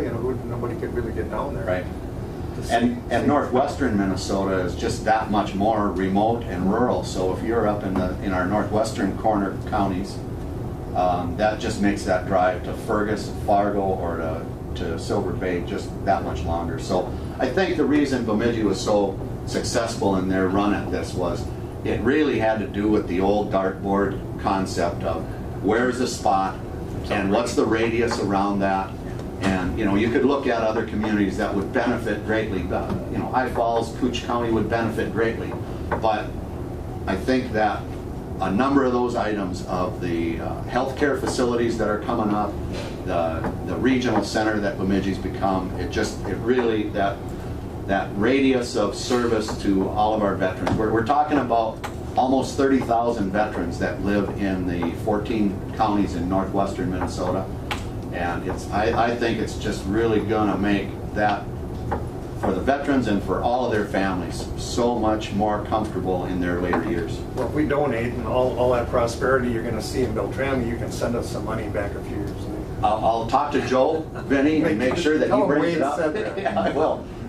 Listen, here's the deal, because we can't make a decision, obviously, with Right. 3 commissioners, but what I would like you to do is, if you could, just, it doesn't have to be anything lengthy, maybe a paragraph, whatever, something in writing, and if you could send that to Jenny too, email, whatever, so she's got something we can show, and when the whole board's here, we'll certainly take it up. How's that? Will do. I did the same thing. And you're welcome to come when she has it on the agenda. Sure, and we did the same thing with City of Bemidji and a couple other counties, so we have a letter that we can just pull together for you and say, Perfect. if you can pledge something for us by the end of August, and then the formal dollar commitment needs to be in by March of 19, we'll pull that letter together for you and send that in to you. When is our next meeting, Jen? It's going to be the 28th. 28th, so we might just make the agenda. Okay, well, that'd be great. And it's one of the times when government moved quicker than I thought they were gonna, so But it's been an uphill battle for you, Kay. You've been talking about this for a long time. many, many years. And we're hoping to put a veteran in a bed by midsummer of 2021. So right now, the schedule is really, it's really going. Well, it's much needed, I certainly Yeah. can't argue with Yeah, that. it's a terrific project. Mhm. All right, well. Any other questions? No, you'll, like I say, you send that to Jenny and she'll notify you when it's on the agenda. If you want to attend, you're more than welcome, or whoever, so. All right, any other questions from the board? Thank you for being here. Yeah, thanks. It's Thanks like for a all. lot nicer than I said he I'll was. tell you. It's always fun talking to another commissioner, because you know. Yeah. I was sworn in on January 7th, 2010, and sworn at on the 11th. Fit right in. We know. That's fun. though. Thanks, guys. That's fun. Yeah. See you later. everybody. Yep, we'll see you now. Okay. We'll move on to these. You need those right now? Well, I think we got Fromke here, and I know that he's. Are you waiting? Come on up then. All right, my first one's the easy one. It's a Stone Garden grant. Just need some signatures on that. It's for the FY18 Operation Stone Garden grant. Same grant that we have been doing every year. This one's for 85,000. 85 or 58? 85. 85, okay. So the bill will be split up again with some second-tier agencies. International Falls Police get a little bit of it. They want the DNR to work a little bit of it too. So, but then we'll get divvied up that one time. Yeah, we're not nowhere, but Okay. that's That's what was throwing me. Yes. All right. Wishes of the board. I'll move on. You got a motion by Ron, Second. second by Wayne. Any discussion on that? Hearing none, all those in favor? Right. Opposed, motion carries. Now the jail intercom. fund. Intercom system. I had requested That's the 58. 3 quotes. I've only gotten one back from Duluth Creek Communications. The other one I'm waiting for is from Small Town Tech Town, and another one from Rogers Two-Way Radio in Bemidji. Small town, tech town, that's catchy. So, I'm confident that they will be submitting some, but the one we got from DSC was for 49,000, just shy of 50,000. It was 49,985. So within the budget. Was the one from DSC. And again, I know earlier, probably roughly about a year ago, it was about 35. And again, they're saying that that quote was going to use the 38-year-old wiring that was in the building, and with putting new intercoms in, they said that's just, the wires might be part of the problem. So it doesn't really make much sense to put in new intercoms with wire that's almost 40 years old. So as it stands right now, we do have one bid received for 49, but we're gonna get more. Yeah, it's 49,985, so it's 50,000 basically. Is so waiting for a couple more, and I guess the sheriff and I would just, I don't know if you can or not, but just get approval to when we do get the bids in, you know, go with the most reasonable bid, and consider the local one. It's a little unusual because we don't know what the price is gonna be. One could come in lower and we'd want to approve that, maybe contingent on that, I'm not sure how. But you need this now, is what you're saying? Yep, it's one of those things right now. If we were gonna do that, then in the fact that we've had one bid, I think the proper thing for the board to do would be to approve this, not to exceed, what is it, 49,000, whatever the. You could say 50,000. 50, not to exceed 50,000, so that we've got that control. And I think when you do actually award the bid, probably still would have to be approved by the board, Yeah. that portion, but at least you can move forward. Okay. Would that work? Yep, that would work right. You guys okay with that? And then John, this is all with the budget. We don't, yes. I can add to that, Mr. Go ahead. What happened last year is they requested this in their budget. We pulled that from their budget. We did not approve that, but I did put some of those funds into contingency. We do have a remaining balance in administration contingency of 58,000. For projects, this is not, doesn't leave us a whole lot. We also have some funding in sinking building. And I do think that this does need to be done now. I mean, they're completely not working at all. They were semi-working Before the outer when we doors. talked about it. Before the outer doors were not working, Right. we could live with that, but now none of them in the jail cells work. They're in the day rooms of the jail. Right. So really, right now, if there's an emergency, the inmates have no way of getting a hold of a dispatcher unless they just yell and scream. So, When are these bid submittals due? well, it was one of those things we wanted to act on it as soon as we could. A couple of them drug their feet a little bit. Small Town Tech was in right away. I did tell them that I was going to board today. Rogers Two-Way contacted them a couple weeks ago. They just sent someone here last, I want to say Thursday or Did you Friday. let them know where you were I going let to him board? know I need this by the 14th. So I'm going to contact them again. And it is a large project. I kind of felt bad. Where I'm uncomfortable is we've still, essentially we have other bidders out there, and yet we put a dollar amount on the table. But I mean, if it was due today, that's fine. Right, and I'm confident they will get us a bid. I'm gonna call them both again today just to remind them, hey, we really need this as soon as possible. Alright. But I kind of felt bad because I knew that I was kind of putting one under the gun, Yeah. timeline wise, but. Like I have to protect these guys too, make sure we're doing it right. Yeah. So, all right. But we definitely do want to see all three bids, for sure. Okay. And so we're looking at a motion that is, And not to exceed. Not to exceed. yes, right, not to exceed. Not to exceed 50,000.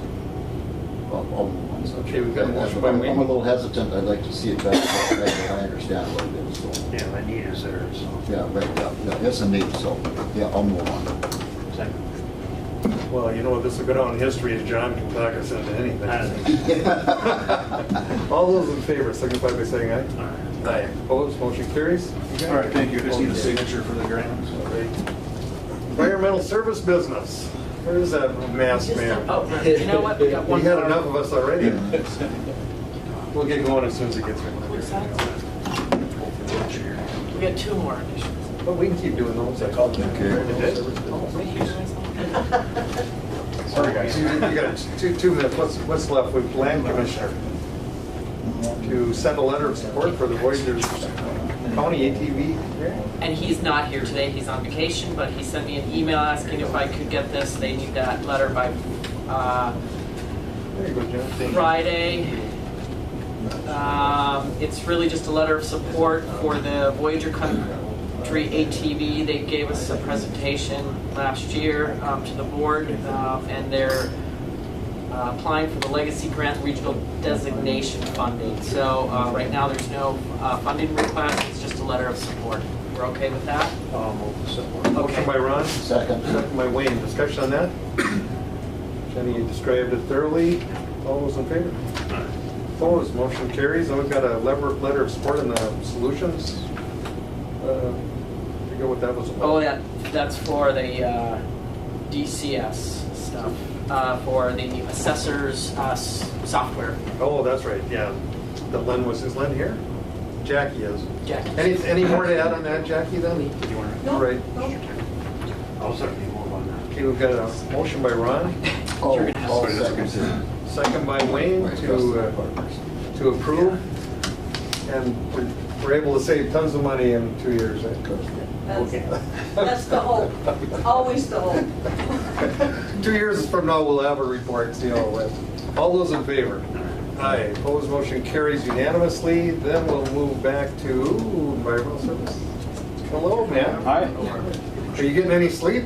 Oh, yeah, doing good. Well, you'll have to enlighten us on amendment number 2, professional service agreement with SEH. So, in the Island View Sewer Project, we approved Contract C. It was awarded a couple weeks ago to Septic Check, which is the portion of the project that would service the Voyagers National Park maintenance facility at the Green Lake Visitor Center. Along with construction comes additional engineering, administration, and project inspection costs.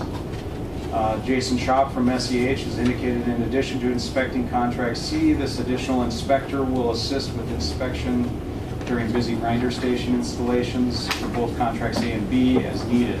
The cost for these additional services added to SEH agreement is estimated to be $195,000. Jason has indicated that if contract C goes well, he may be able to come in under this budget. So it's for inspection and engineering services on the additional contract C. All the money we've paid SEH, I told Jason I think he should volunteer this. Well, I can say their inspector is covering a large area. Yes. And with one inspector on the project generally, that's a big area to cover with multiple contractors. And so. I'm out there all the time. I don't know if all of you have met Dan, but I mean, we couldn't have, he doesn't fit. And he's willing to speak up when he doesn't think something's right, which I appreciate even. He's very independent. We do appreciate the work that they're doing out there and keeping the project rolling. So. I think for the board though, I mean, funds are running tight here because we've had overruns, and I mean, a project this size is bound to be some, and bringing on another inspector is going to eat into our fund reserve that we have to get. We are obligated for our grants to get to the park, so we have to do this. That's correct. So, and I made it clear to Jason and SEH that any way that we can decrease those costs, we certainly want to look at it. And I'm in that conversation on a daily basis with both contractors and the inspector and the engineer about, if there's ways that we can, not be able to decrease the costs without sacrificing any of the required items for engineering. We should look at that and see what we can do. I mean, we have a responsibility to all the property owners to do the best we can with the funds that we have, be responsible. So. And Matt, on behalf of the board, we want to thank you too. I mean, the hours you put in, and you're doing a fabulous job, and it's a complete, you're essentially doing it two different. I gotta give you a lot of credit. So we were very fortunate to have Matt out there. Let me tell you, dealing with homeowners is not an easy task. It's a huge project. All right, well, wishes of the board. I'll move to approve amendment number 2. We've got a motion and a second, Wayne? Yes. To approve as presented. Any discussion on that? Questions for Matt? I guess we talked about it before, it keeps picking away at the contingency money, but we don't have a lot of choice here. So. Yeah, and like you say, we don't have a lot of contingency in this project, especially after approving contract C, but we have to service the visitor center in the park, and it's part of our grants, like Wayne had said. So. I'm always curious, Joe probably sees this too, when we get these engineering estimates, as they call them, from engineering people, and we go out and get the grants. I have never seen it fail to exceed their estimate. Why that is, I don't know. I've always thought, geez, if I was actually in their shoes, I would be looking at the high end of the estimate so that, we've got a window to operate in it. And we were fortunate to get every dollar to cover the estimate, and yet we're still having problems. Having said that, just being out there the little bit I've been with you gentlemen, that kind of terrain, no one, I don't care how good at engineering, how big you were, could have ever foreseen all the terrain issues that they're dealing with out there. It's amazing. Yeah, when you have Canadian Shield rock and you see it on the lake where it goes up and then it comes straight down, and different types of formations and things that they have to deal with that are unforeseen because you can't do enough boring in the ground to plan for all of it. And so a lot of it is unknown, and they hit different issues every time they try to put another sewer line in. So. Joe, have they been into your house yet? They're near there, but not yet. Not yet, okay. So things are going good, a little faster than one. Yeah, so, Shores. yeah, contract A, which is Wagner's side of it, they're actually, the detention tank is receiving sewer, and they're planning on making grinder station connections here within the next week or so. So starting that process, that's a big step in the process. Then on contract B, Utility Systems of America is getting their main line from, say, the Gold Shores Road all the way to the east end of Comrade Village. That's going to be energized, and once that's energized, they have a lift station to finish. But once that's done, they'll be able to start making connections. They said that their first connections will be Comrade Village area, and then working that whole area, and then working towards Eagles Nest too.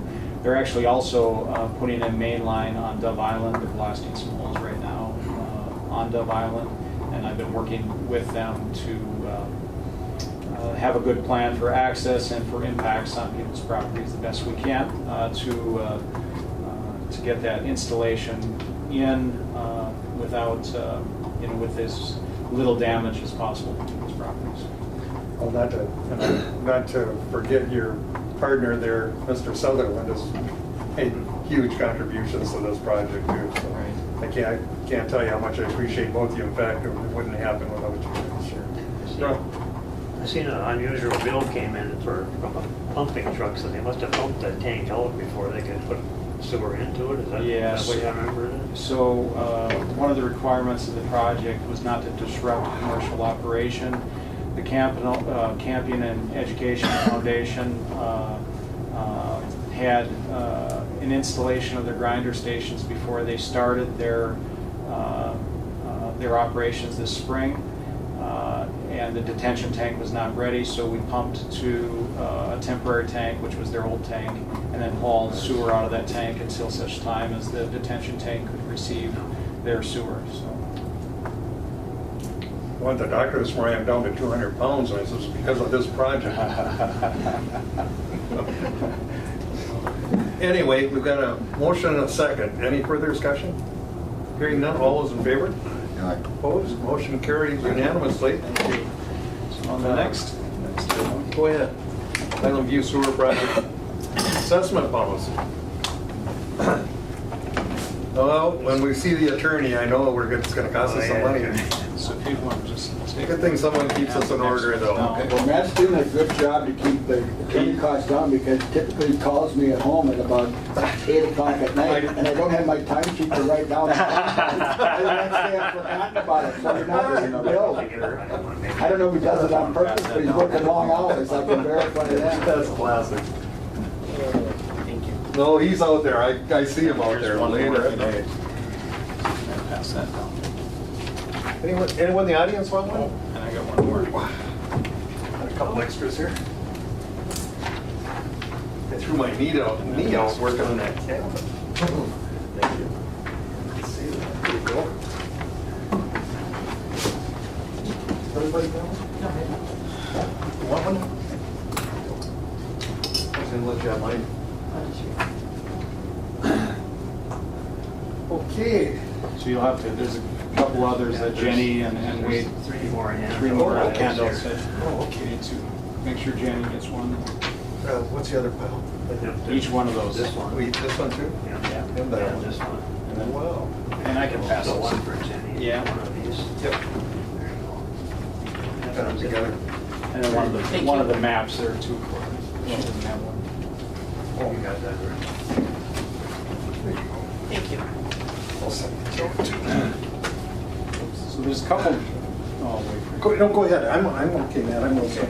So there's a couple items that we're dealing with in this request. One is the assessment policy, and the other one's a resolution setting the special assessment amount, setting the interest rate, and scheduling a public hearing on the Island View Sewer project. So after the Island View Sewer assessment is established, affected property owners will start paying their sewer assessment with their property taxes beginning in 2019. We held an assessment hearing last year, but we did not have enough information at that time to cover statutory requirements. We also did not start assessing properties in 2018 as originally planned. Project attorneys have advised us to go through this process. So I'm recommending the county board approve a resolution declaring costs to be assessed, ordering the establishment of the proposed assessment roll, and calling for a public hearing on assessments. We will prepare the proposed assessment roll, which will be filed with the county auditor. Meeting dates and times must be publicized, and letters must be sent to all affected property owners no later than 2 weeks prior to the meeting. Suggested dates could be in September. I'm thinking the 18th, 19th, or 20th of September, and any other dates the board would recommend if those don't work for you. Keep in mind, we must meet the statutory requirements for notice, and attached is the proposed resolution with items that need to be addressed here at the board meeting. So what we need to do is set a time and place for an assessment hearing. So maybe what we could start with is maybe the assessment policy. So I'll make a motion to approve the assessment policy. Okay. Well, are you done with that portion? So basically, the assessment policy establishes Let's just wait till he's got all the information. establishes what will be paid and how things will be paid. Also, if somebody wants to pay it off, it sets the guidelines for how people can pay off the assessment. It establishes the assessment at a total assessment of $12,277 per EDU or equivalent dwelling unit, which equals to the amount of $72.45 per EDU per month. So the assessment policy establishes that. It also establishes parcels with stubs having a assessment of $945.04, and that equals about $5.58 per stub per month. It also establishes that we're going to establish a monthly debt service fee per EDU that will be collected by the East Cooch Sanitary Sewer District. And that we're estimating that amount at this time, but it's subject to change depending on the final total project costs. That amount established today is $10.28 per EDU. So if you add the $10.28 and the $72.45, it comes out to be something less than $85 a month that we had talked about with property owners at our previous meetings with them. Again, it could be adjusted, that debt service charge from that we will ask the sewer district to collect would be subject to change depending on our final costs in 2019. I mean, final outcome. That's correct. The other part of this is that there's also a breakdown in the special assessment and monthly demand charges. It kind of goes over the items in the assessment policy, gives the financial information. So. Okay, well, back to you, Ron, and now would probably be the time to adopt that. We have to have the policy, and then we'll get into the second item, which is the details. So I'll approve the assessment policy. Okay, we've got a motion. I'll second. Second, Ron and Wayne. Discussion or questions? Steve, anything to add on that? No, not on the policy. It looks good. All right, and then call a question. All those in favor? Aye. Opposed? That motion carries. Okay, now the resolution setting this special assessment amount, setting the interest rate, and scheduling the public hearing. My only comment on the public hearing, I talked to Matt about that. I mean, the sooner we can put that together, the better, because when you start getting anywhere past September, people are gone, and a lot of people here are seasonal that are paying for this project, and I'm sure they'd love to be here. So that'd be my only thought, as soon as we could. And I checked with Thunderbird to see what was available for the conference room, and the 18th, 19th, or 20th of September worked, but other dates did. The date that I thought it was the 13th, they said they couldn't do. But Steve, you'd have to be there for that. Yeah, and I'm available 18th, 19th, or 20th, and that still gives us some more lead time to get the role completed and create. With the letters we send out, we have to have in the letter for each property owner what their assessment is going to be, and so there's a little bit of work between this and we're ready to mail and post a public notice. But I think that any of those dates, 18th, 19th, or 20th of September, would fine. Carol, am I here? Well, the 20th, we're usually, and the 18th is a board date. 18th, we'll all be here for sure. I think the next, in September, you said it was the 24th, it's the 18th also. I think I have a committee of the whole meeting that day, so we'll be meeting. Yeah. Is the 18th on your, is that one of the? Yeah, 18th works, that's a Tuesday, right? Yep. Yes.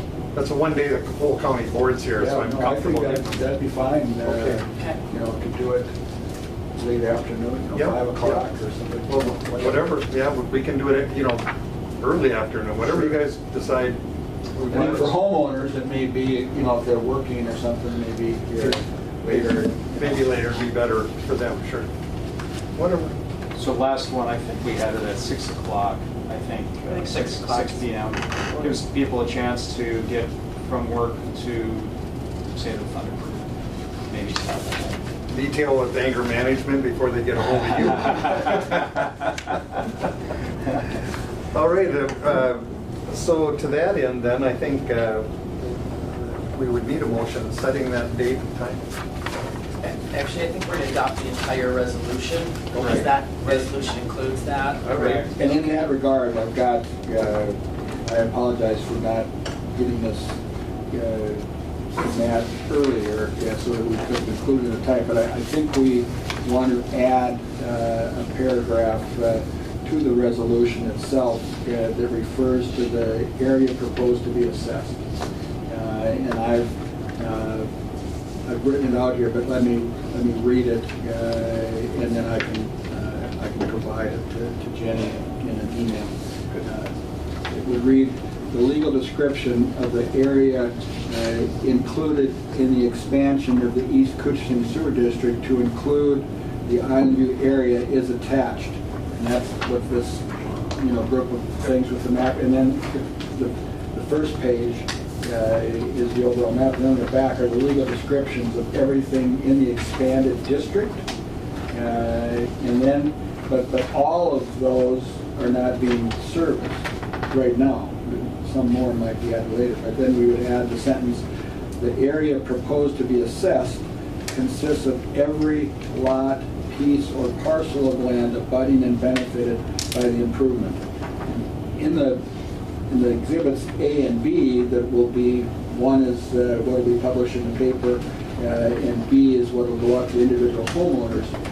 But I thought in the resolution itself, we really should be as specific as possible, because when these things get checked down the road, making sure that the appropriate legal is referred to is often a detail that we want to have there. So it's just a clarification, doesn't change any of the other language, and I can email that to you before you're done with your meeting here today, Jenny. So it'd be like number 7? We could put it, Or we number could put it as 1. 7, or we could insert it, somewhere else. Most appropriately, I would think, if we made this 4 and then dropped everything down, that the public hearing Okay. schedule, make that 5, 6, and 7. Okay. It might flow a little more natural.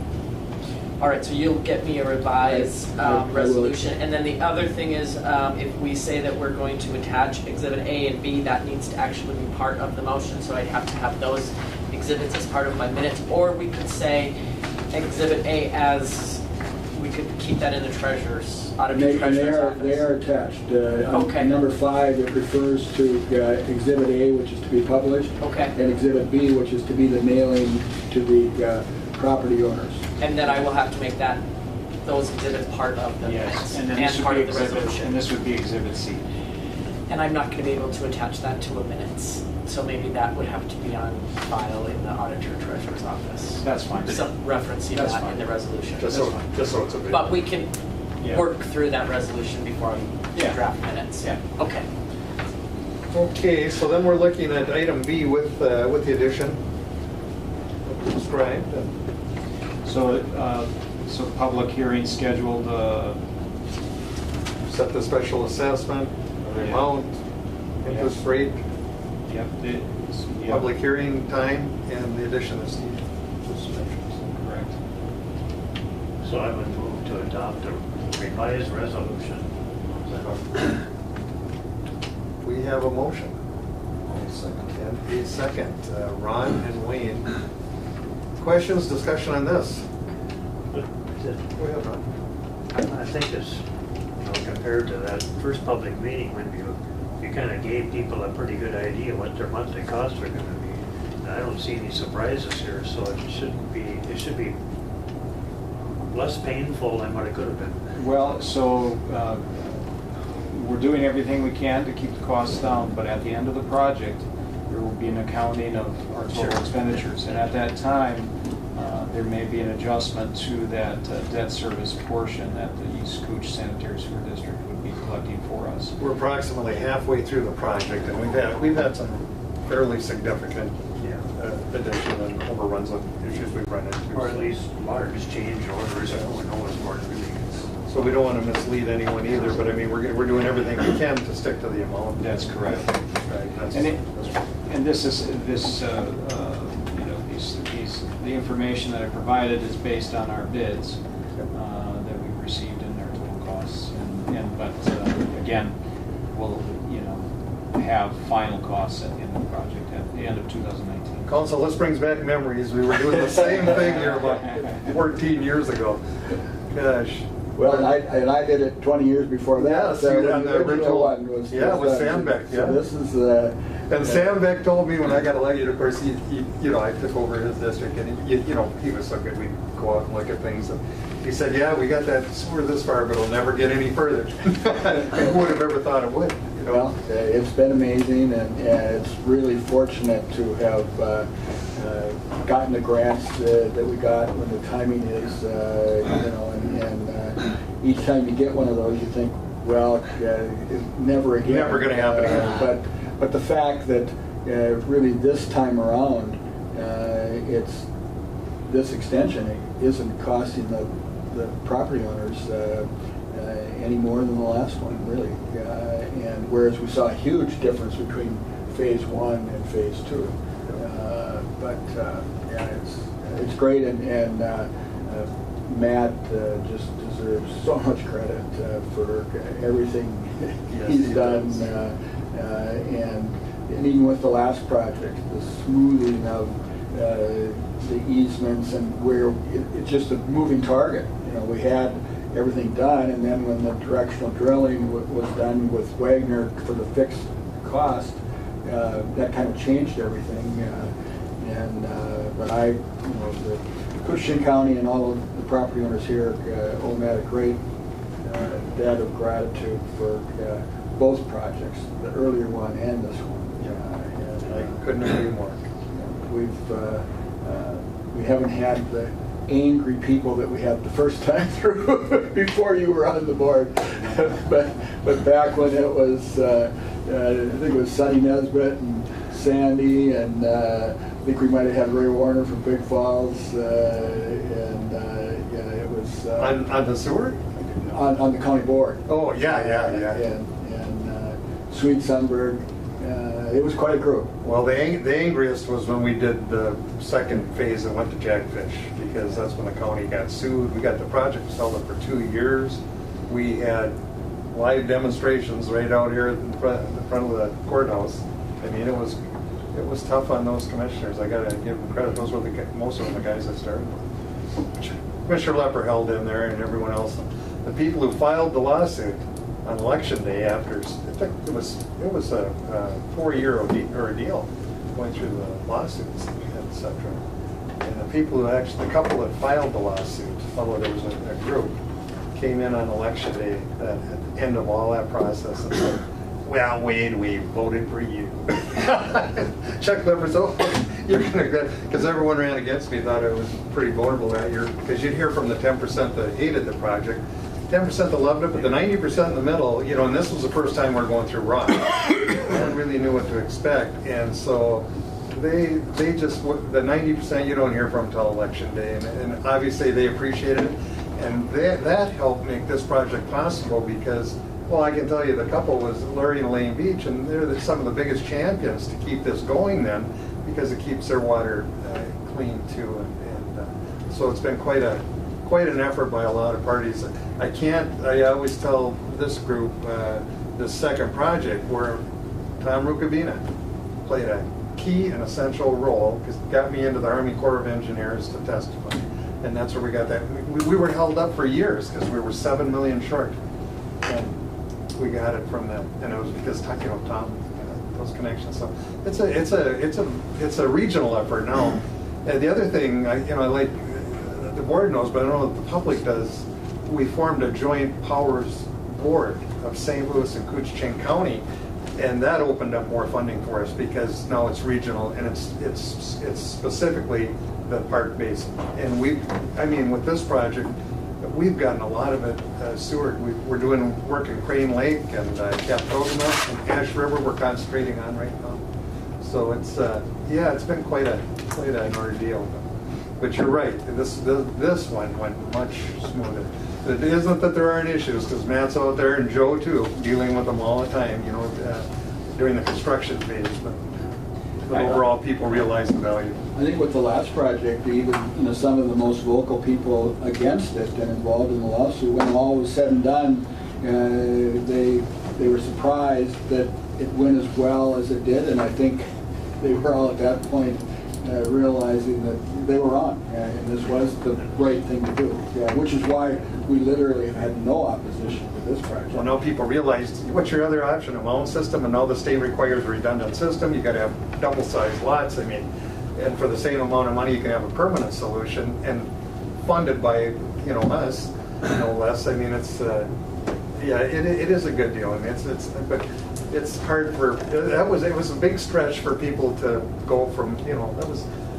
But I can give you here Carol and I were on that first project. What do we know? We got 11 years of it paid. It's amazing how fast once it got done.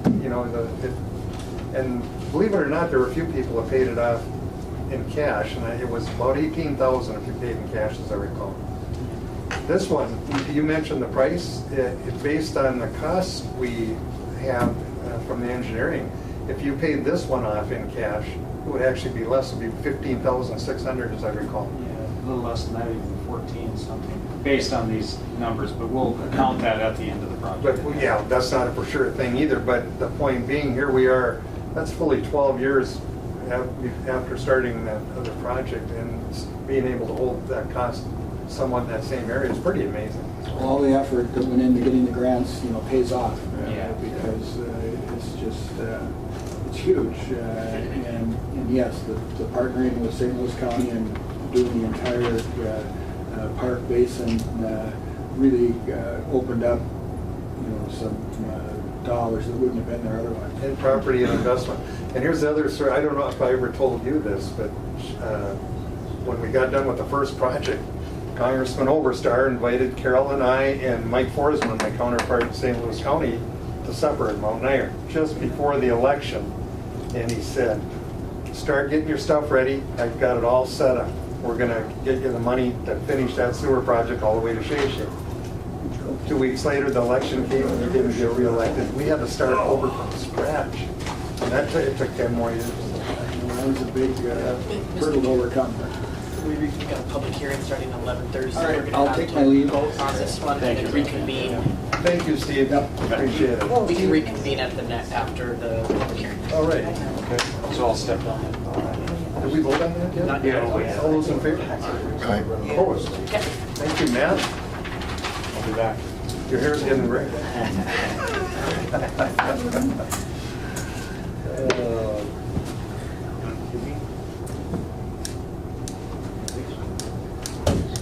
Yeah, we skipped that. Oh, yeah, got Joey there. Come on up, Joe, we got a couple minutes No, here. no, we don't. It's 11:30. It's okay, I can Sure. catch after. All right. However you want to do it, but that's fine too. All right, well, it is 11:30, then we'll move on to the road vacation request.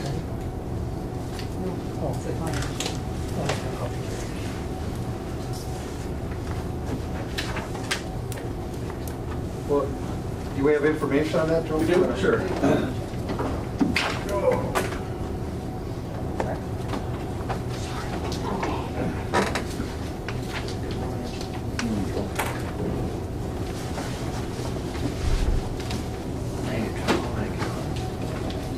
Thank you.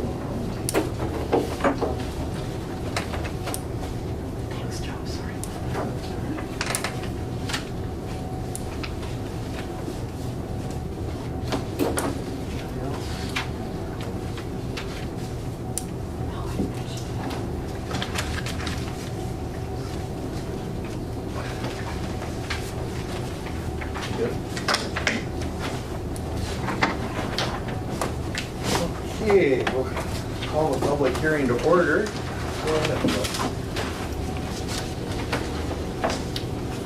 All right, really about a year ago, July of 2017, Bruce and Angela Strandhagen submitted a petition to vacate some public road right-of-way, and that was set up for a public hearing in December of last year. That got postponed because the Strandhagens had moved down to Florida at that point for the winter, and so we rescheduled it at a July 10th board meeting. We set it up for today at 11:30. So we advertised after the meeting on July 10th. We sent letters to the abutting property owners, and we advertised in the Journal to get the required amount of notice. And so today, we're hosting a public hearing to give the public a chance to provide any comment on the request to vacate. I certainly see that Mr. Strandhagen is here. Wally Scholl, the neighbor, is here. There's several items in the packets here. I think it starts out with just a reminder of the notice that we put in the paper.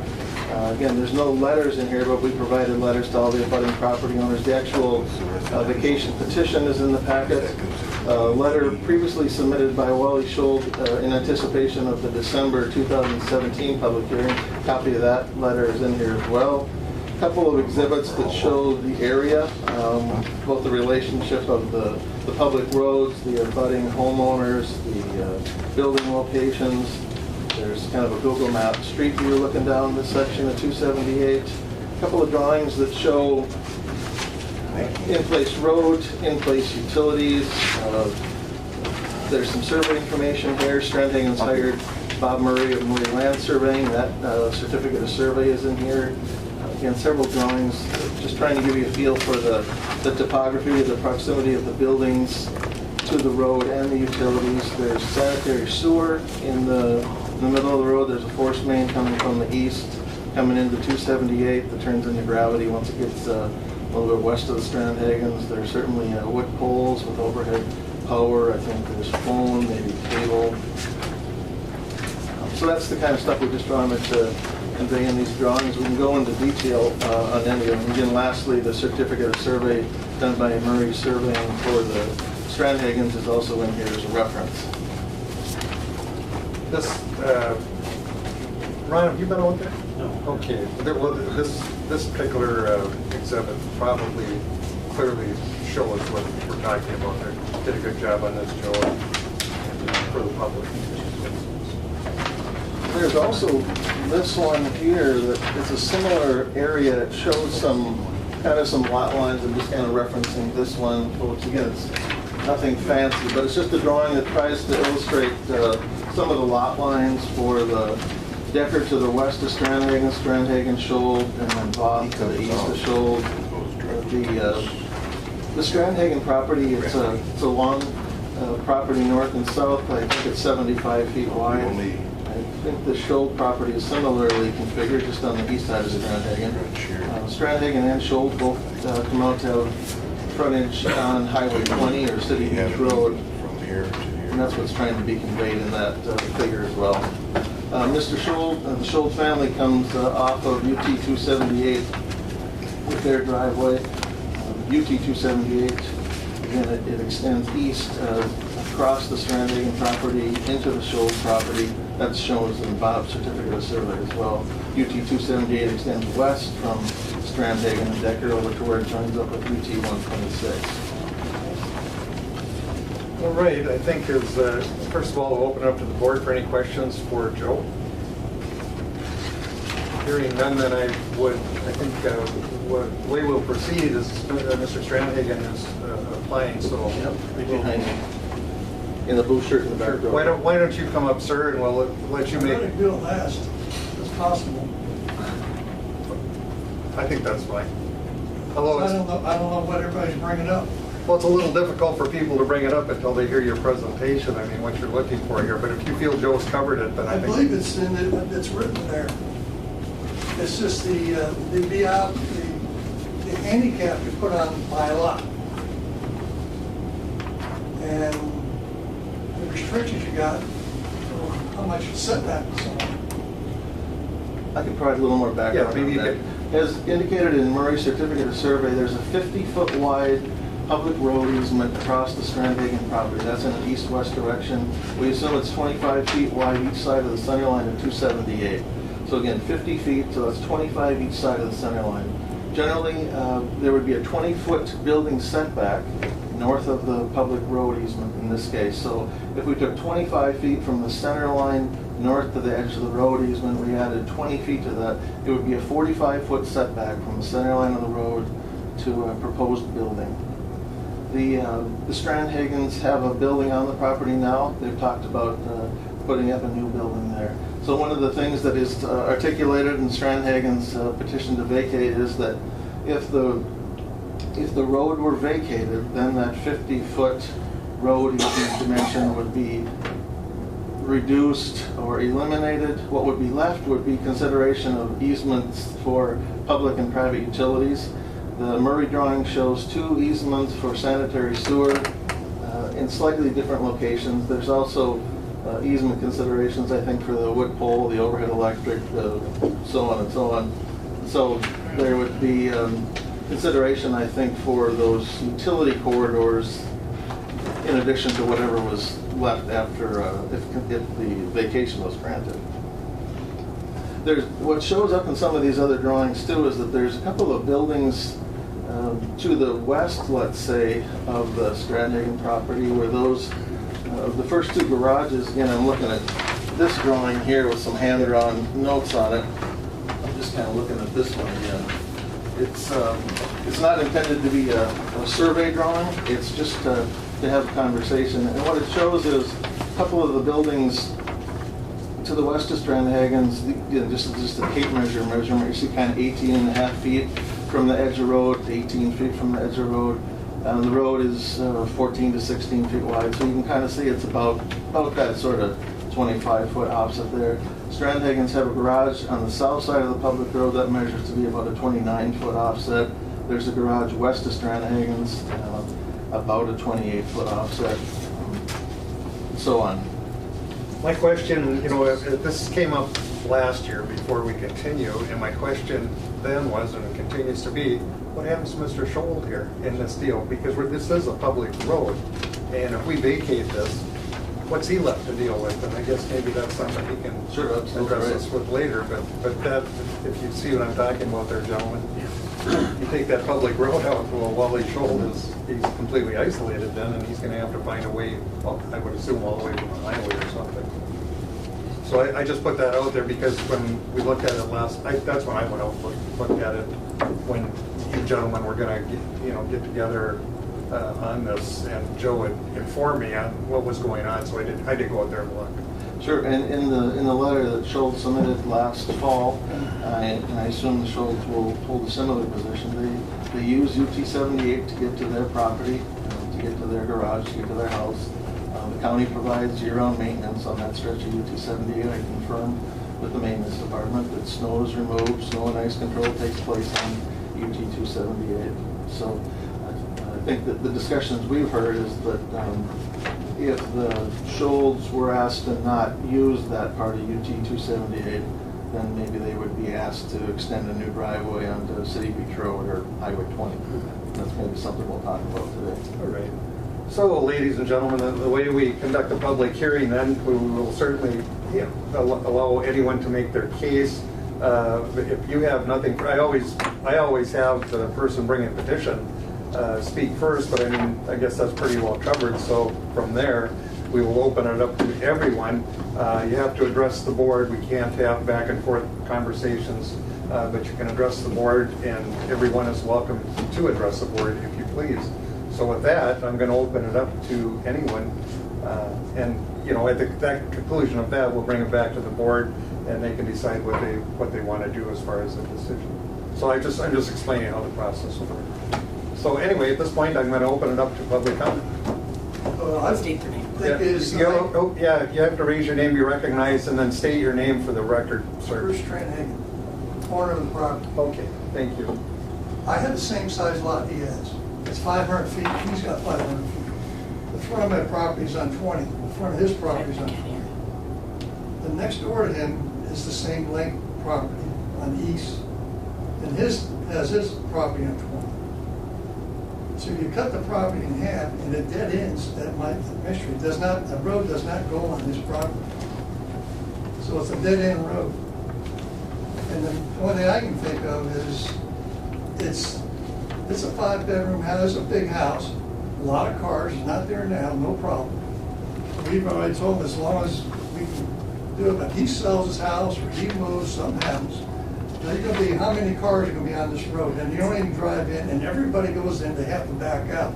Trucks come in for garbage or water, they gotta go in and back out. And I walk across the road all the time. I'm gonna be doing more of it. I mean, you've taken a 500-foot lot, you divide it in half for the advantage of who? I mean, you're using, the neighbor has access to 20, just like the person next to him does. So why should it be any different for him than it is for me? I gotta come off 20. Just, I guess the question I would think the board would have, I certainly do, but that road was established when, Joe? I don't remember the date. I know that Matt and Bob looked up the deeds on that road. I mean, it's been there for a long, long Been there a time. long time. 1938. One thing I would say too is we're not sure if the UT easement doesn't extend across Shoals or not. The certificate of survey that Murray did was only for the Strandhagen. So the Murray document shows the public road easement going all the way across Strandhagen. That public road easement may extend into Shoal also. Bob was not asked to look at the Shoal property, so we don't have that information. Okay. But the point being, it's been long established is what I'm getting at. So it isn't something that was just done to favor any landowner here. It was part of the county process way back then. It's certainly, again, the Strandhagen's driveway comes off of UT 278. The Shoal driveway comes off of UT 278. Ron? I was just thinking the same thing you were. So the road was there. The road was there before you built your building. You bought the lot or the land or whatever with the road there already, and you built on both sides of the road. Is that correct? Yeah, they own the whole lot. Okay, but when you bought the land, that road was there. It wasn't put in. Didn't split your lot after you bought it. You bought it that way. Is that correct? But why is the road there? No, I'm just trying to understand. Well, it is understand because the devalues my property. And I also have the risk of getting run over on my own property. I mean, he comes out that way, not him. In the future, somebody goes and they got 5, 6 cars there, and I'm walking across there, kids will walk across there, 5 will walk across there. They gotta come around the corner, make a 180, and then doing another one. I mean, it's dangerous. And they got the whole, I don't know what they did in 1921, whatever it did. First of all, if you look at the original, they were all long lots. There was no road there. They cut them in half later, which for what reason, I don't know. But there's a creek that goes through there. That's probably the start of the problem. It's on his property, and then it swings over, it's on my property on the lake side. Okay. Any other questions? Board? Wayne?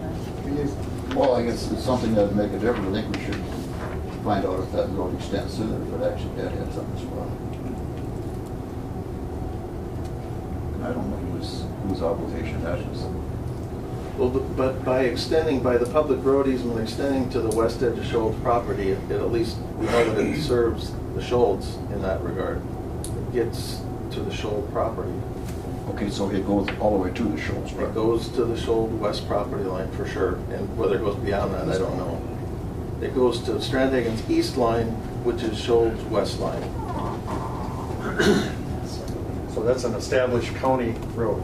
Wayne's question, I guess, is I guess I wanted to make sure that it went all the way across his property and did not dead end in his property. Right. The Murray document shows the public road easement going to Strandhagen's east property line.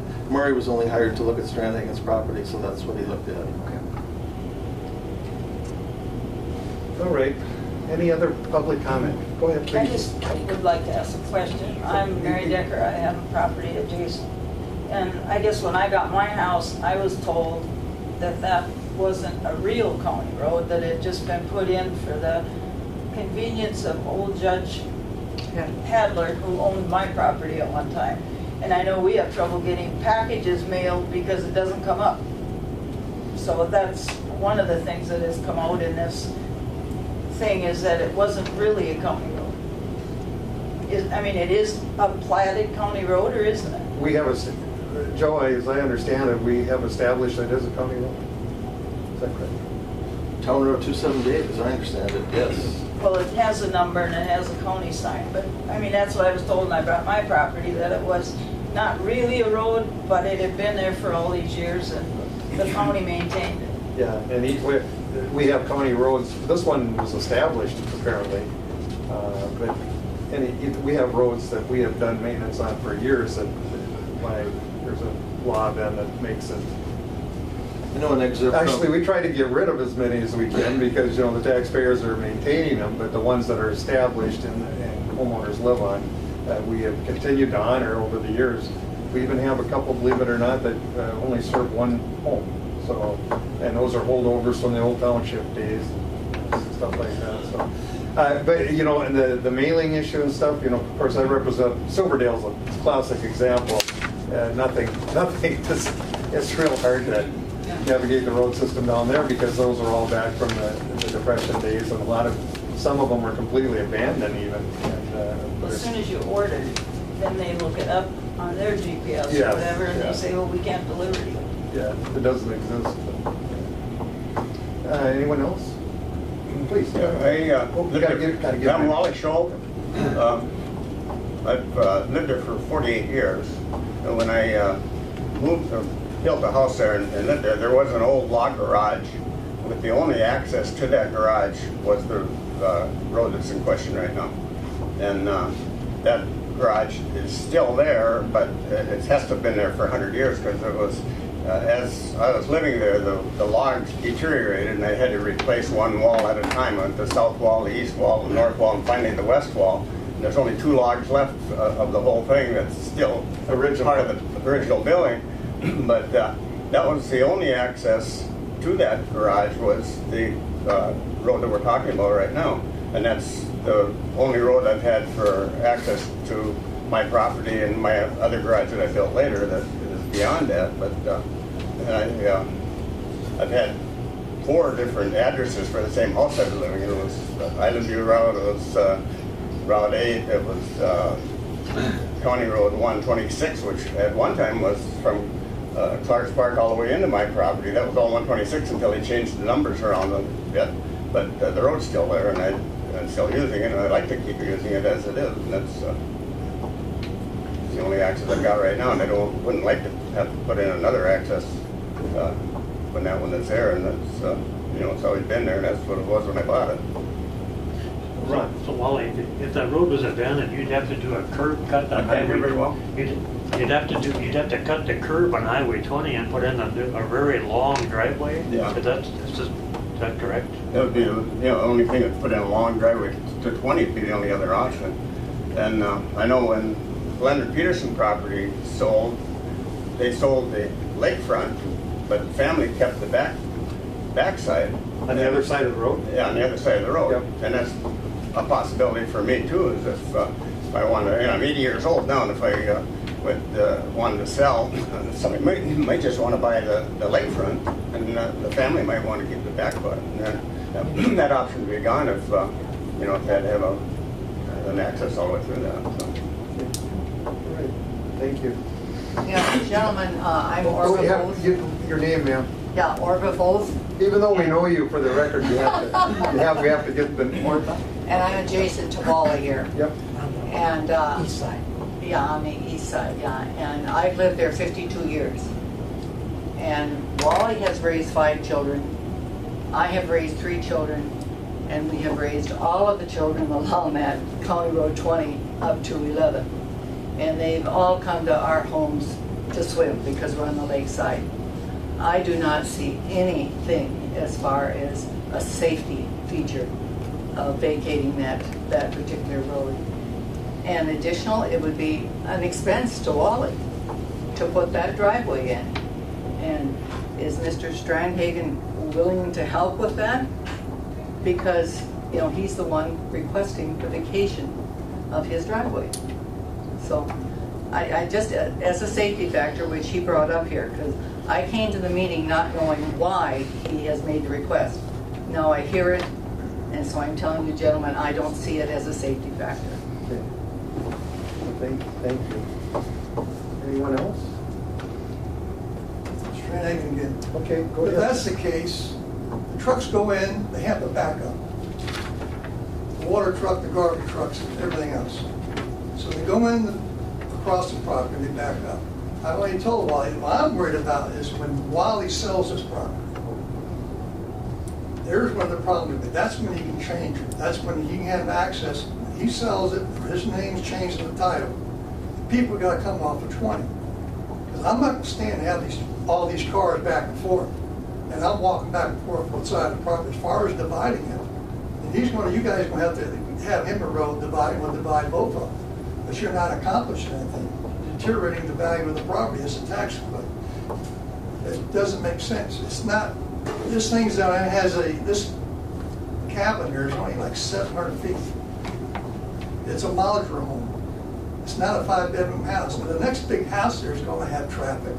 Next door is gonna have traffic on this one road. And it's a dead end, one in Cambridge, it's a dead end road that runs into the creek. I mean, everybody else down there takes it and goes to, on 20. As far as putting a curb in, we've already been through this. And Wally didn't want to do it. He should do it, just to have access to it. Because you got everybody using the one road and the trucks are back and they can't turn around. I mean, who's liable for this? I mean, is the county liable for somebody getting hurt on that road? And what's the limits? I won't address that, but I can tell you, I've got a huge rural district. I've got half the county, and this is not the only road where the services have to turn around and back in. Actually, it's very common, especially in the rural areas. So that's my only comment there. As far as liability, I can't address that. I can tell you I've represented this area for 26 years. I've never had a complaint on this, ever. Well, there's nobody lived there. It's been, the people have been there, it's been a small house for the last, 95 years. I still haven't heard why is the road there. There's no value to it. Since we all have the same size property. Well, again, we weren't there to make those decisions in those days, but the road was established. That's what we have to deal with today. So I can't answer your question why things were constructed that way, but they were. So, and people bought homes accordingly, knowing full well that this was the road condition and the way it was set up. I looked at I went down and looked at the plat, and all these plots had been happening roads that was divided later, which should have been done. And the thing when they did it, they weren't thinking because they put the smallest part on the lakeside, and the longer part on 20. Was more value of lake property than it is this. I mean, they weren't thinking what they were doing. They just did it. But you still have this traffic problem. The house I'm thinking about doing is going to be 22 to 2,400 square feet, single story. And you got a 5-story, maybe you got a 5-bedroom next door. That's a lot of people on this one narrow road where you have to come. I mean, you should be going to 20. But this doesn't have to change until he leaves. He's used to it, I agree to that. But once the title changes, it should be going out to 20. That's the way it was set up to begin with. Because as far as I see it, I've looked up everything, it's a dead-end road. It's a road to nowhere. All right. Any more? No, I'd just like to have the answer to why is the road there? I mean, if it's because he has access, fine. When 20 was put in, he doesn't need the access anymore. Nobody else uses it. Okay. All right. Any other comments from anybody? All right, if not, I will close the public portion. Did you have something, sir? Tom Voth. Okay. My only question is, excuse me, Tom. I'm going to move that chair there. Okay. Couldn't see you at the back there. No, I can stand up so you can see me. That's all right. Okay. My only question is, the easement that goes, is to research this, is the easement go directly behind Wally's house, stops at our property there on the east side of Wally? Joe? I don't have information on where the easement goes across the Shoal property. Okay, so it's up to it. We have information from when the vacation petition was submitted. The county survey department made some reference to 1921, easement, deed, etc. For this area. The certificate of survey that Murray did only addressed the public road easement across the Strandhagen property. Whether it extends further east, I couldn't see. I know Mr. I apologize because I know Mr. Stranagan knows Joe, but I'm not sure everyone else does. This is Joe Sutherland, Coochin County engineer. We have met. Yeah. Okay. Yep, we've been out there. And these gentlemen have their names turned around, but this is Commissioner Wayne Scoy from the North Home area and Ron Norby. So I should have done introductions. I'm Wade Pavlik, for those of you who don't know me. Okay, so I guess, go ahead, Ron. Mary, you made a comment, I can't remember what you said. Did you have a concern? I can't remember what you said. Well, I guess I can see both sides of this issue, and my concern was primarily I didn't want the UT 278 to 20 to go away. So I didn't know if that was going to be thrown in on the hearing, but I understand both sides of this issue because, you know, I think they both have a valid point. And when I bought my property, I never understood my property goes right up a foot away from Peterson's garage. If he wanted to get in that garage, I say, well, maybe you should come knock on my door, and then I'll say it's okay. But the way things are plotted out there, nothing was right. When we surveyed it, you know, the lot lines are ridiculous. The neighbor's garage is on my property, trees that were cut down were on my property, and they got cut down because they thought it was neighbor's property. So that's why I had the question about the road, because they said it isn't plotted in there. So I don't know how Petersons could sell property on both sides of the road, you know? My piece goes on both sides of that road too. Sure. And down the middle of 278. This Stranagan, what he's talking about is 278. It's 270 feet from 20. Half of it's on my property, half is on the Thompson's property. And it dead ends about where my garage is, and her property extends over the road until his property. I mean, they put, basically, the road's in the wrong place. I mean, it's just, you know, but they did back then. But I'm still saying the same when I'm trying to end up with me and Wally when we talked about it. The road can stay as long as he's there. When he leaves, it's time to clean up this mess. Because there's still, you're gonna have all these cars backing out. Trucks will be back out because they can't turn around. Now, if he has a road, which these are hard clay there now, I drive on it. It's not gonna take that much to make a road. So he can have two, then I can drive out that road too. We both can use it, but when he leaves, I want it closed off. I'm not gonna have all this traffic on a dead-end street. It's not called for, and the original plot shows they were all the same. Why they put that road in there? One thing I think is because of the creek. Well, again, all I can tell you, you know, I'm not, and the board can make whatever decision they determine here, but we have a long established policy of roads are where they are. A lot of the roads, especially up in the lake, where, I can't remember the surveyor, Roy Martin had gotten some off. I mean, we've gone through a lot of legal issues trying to get property homeowners. I can give you a good example. I have a good friend named Bill Torres who passed away recently. Moved in there at Crystal Beach and was next to Bob Thompson, and it tied to Leonard Peterson there, relative. And when they did the actual survey, Bill Torres's property line went through Thompson's fireplace in their living. That's how far off they were. And the county's always taken a position when, including with roads and properties, if they were platted wrong, we're not going to start making people tear down homes or build new driveways. At least we haven't in the past. If we have an existing road, if the two property owners can come to an agreement then that's fine, and we'll record that, et cetera. And that's what we've done on the survey issues. Sometimes it takes a couple of years to get all property owners to agree. And when it comes to the roads, the same issue. We've got an established road for us to come in and say, hey, we're changing this, so you better make plans. Let's use Wally as an example, to build a new driveway. That's putting at least historically, we viewed that as an unfair burden on a homeowner. What about the burden on when there's a concern? Well, when you purchase property, you know what's there.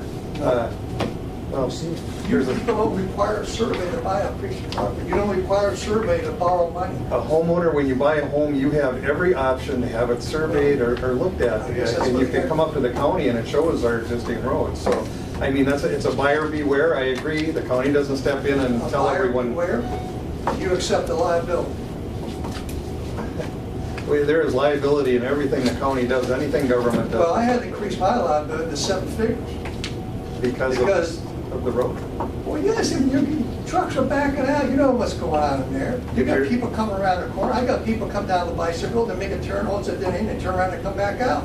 It's your liability. What does the county gain by leaving this road? None. You got to maintain it. You got to asphalt it. You got to accept the liability. You're out of it. As I said, he can stay use the road until he sells out, and then the new guy's got to use 20. Which is the way it should be. That's the way it started out. How did it change, I don't know, but you stuck on this thing, this is what it was, this is what it was. It wasn't right to begin with. None of this in this neighborhood is right. It's a mess. Okay. Anything else? But it's I don't see where the difficulty is. Who in this county is going to use that road? Nobody, except for Wally. He can use it, but the next person going there is going to be having a bunch of cars. And the house I want to put in, it's going to have a bunch of cars. And you're both using the same 75 feet. Where does the county, why does the county need to get involved in that? I mean, you do have a liability in this. And it's unnecessary. He's not losing anything. He can use it until he sells out. I mean, I'm trying to figure where does the county benefit? It's total maintenance and liability. Why do you need it? You said you should close a lot of these roads. Yes, you should. Well, I'm not going to debate that. We'll let that come back to the board. I would say this. I don't agree that there's not a liability, Mr. Scholl, because even if he can use it until he's done with it, when he sells it and tells someone you got to build a new road, that's going to cost them. Well, building a new road is a dirt road. They got their road, they got going their property beside them. Well, we're quite familiar with the cost of building, and that would cost money. There's no question about that. And, well, what would it cost? Well, I don't know, and we're not here to discuss that. I mean, we're here to discuss the issue that you brought forward. So basically, you don't want to address it. What is the advantage of the county having this road? Well, I don't know what the decision. We're a board here, and we'll be discussing that. I haven't made a decision, but I'm just pointing out certain things when you say there's no liability to Mr. As the owner of this, what is the advantage of the county having this 75-foot road? It's access to a home. That's why we build roads. It has what? Access to a home. It's a dead-end street. Well, we have dead-end streets all over that are at the end of a road, but they access a home. That's why the county, you're asking me why the county build roads, that's why. Well, what's 20 for? Well, I'm not going to debate here. Well, I want to debate it because it affects me. Well, we're not here to debate. We're here to hear. $250,000 this thing. We're going to have order here now. We're here to hear your opinions, not debate, and then we'll make a decision. So we're trying to answer your questions as best we can. Any more? I don't see the process of what you get. You still haven't answered what is the advantage of this road. He has access now. And I have answered that. Access to a home. Well, then you accept the liability as the county representative. Any highway that accesses a home, that highway is the county's responsibility. Well, Minnesota has, you're insured by the state of Minnesota, correct? Well, I'm not going to, Well, you need to answer it. Okay, I need to know. Why am I carrying all this liability? Okay, well, that's Let's just get in a field of what we're gonna do here, because I'm not gonna get into insurance responsibilities, et cetera. Joe, do you have anything else to add? Is the Just engineer- it's a public road right away that served the Shoal property. I mean, to me, that is the purpose of the road, to provide public road right away, public road easements to serve properties. Yes, Shoals may have redundant access points, but this access point out of UT 278 seems to be important to the Shoals. And that seems to be the function of that public road easement. And to that point, I would just add, after being here so many years, when we resolve issues like this, it's when both property owners can come to an agreement, and then we try to work with the property owners. But barring that, Wally and I, we're good friends about this, we talked about it. I don't think after he leaves, I don't think he's much interested in what happens. well, Mr. Scholl, I mean, are you okay with what he's presenting? I'm okay with what I wrote. Okay. And so that, there's not that agreement that we would need, I believe, to get involved. But again, I don't want to speak for the board here, I'm just trying to conduct the meeting and get the information. And is there any other comments from anyone? I do appreciate all of you, for your comments, and the board takes those to heart and very seriously.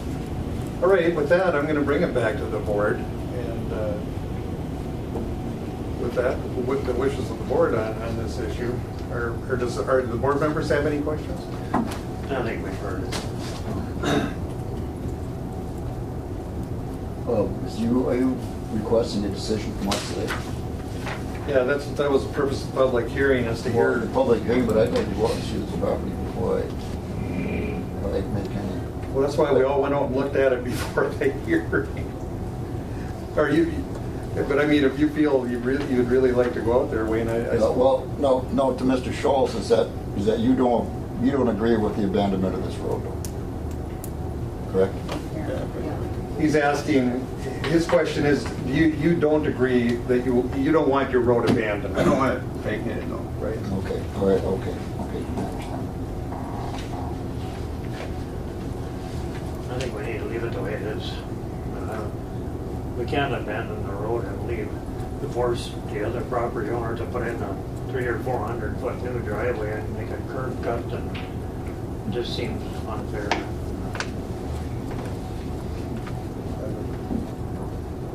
If there was an agreement there, I would consider it, but I have to agree with the And then I guess I would agree with my partners here. I mean, for us to force any property owner to build a new driveway construction because the neighbor just didn't like the road where it is, that's not enough reason for us. Certainly, safety is an issue for this county, but again, I mean, these issues exist everywhere. It's a public road, even if it's on a dead end. And again, we have many of them throughout Couchiching County we maintain. In fact, we have property owners nice enough in a lot of places because they like the road plowed that allow us to turn equipment around, et cetera. I mean, we're a rural county, it's not like Minneapolis or something. And we try to work with everyone to make it work, but we traditionally, never in the years I've been here at the board, have we ever forced something on any two property owners unless they agreed. And if they don't agree, I just don't see, I agree with my colleagues, we're not gonna take that on and force someone to do something that they don't want to do. So I guess bringing it back to the board, at this point I will, any final comments, I'll allow that. But how did we come to pass this agreement? Pardon? How did we come to this agreement? Two property owners would have to agree and then come to the county board and request that we vacate a road. That's how that would work. And absent that, I think what you're hearing here, although we haven't voted yet, but what I'm hearing here is that absent that, we're not going to take this road out and force another property owner to, at his own expense, spend a lot of money for a new access. So, even if it's at the point of sale, it's still it's still a burden on the existing property. It's a burden of, correct? Correct. Financially. So anyway, anyone else? Go ahead, sir. Is there any way we can find out if that easement goes all the way to our property, past Shoals? Joe could probably find that out, or certainly Matt. Matt would know, I guess. Or We can check with Bob and sure. yeah. Somewhere in those records, we've got something, I'm sure. Show if it ends there or continues. Have you ever looked at your deed in regard to that question? No, I haven't, Joe. It'd be, do you have your deed at home, do you know, or is it at the bank? Or maybe a place to look on the deed to see if it mentions the easement across the property. It's certainly in your abstract. If you have an abstract on your property, it'll be in there. It'd be good to know, but if you have a problem with it or it's not on there, you know, Matt, you could probably help on it. Well, what does that do? Well, this is not subject to this per se. It's a side thing. Yeah, they're just trying to find out how far the easement goes. We don't know right now because it wasn't explored any further than the issue. Okay, well then with that, I'm going to close that portion of the public hearing, and we're bringing it back to the board, and I guess it's the wishes of the board here. Mr. Chairman, there's no way to make everybody happy in this case, but I'll make a motion that we deny the request. All right, we have a motion. I'll second that request on the fact that this owners can't agree on it, so yes, I will second that. So we have a motion by Commissioner Norby and a second by Commissioner Skoye to deny the, essentially it was a vacation request, as I understand it. Request to vacate, right? Yeah. At this point. Any discussion? Comments? Hearing none. All those in favor signify by saying aye. Aye. Aye. Opposed? The motion carries, then the request is respectfully denied, sir. All right. Thank you, everyone, for coming and speaking, all of you. Thank you. Okay, with that, we will move on to Contract A, Wagner Construction. So we did a change order a while back that allowed the county to purchase the generator needed by East Cooch Sanitary Sewer District rather than the contractor. This is another step in that process, plus 4 additional items. As service, or as shown in the attached documents, the change order consists of extra work related to temporary service, the Camping and Education Foundation parcel, work on the Jackfish Bay Project detention tank, work at Tilson Boat Landing Barge Dumping Location, Grinder Station, and additional work at Allen View Detention Tank. The additional cost of these tasks is $53,833.12. And you reviewed them all and recommend? Yes.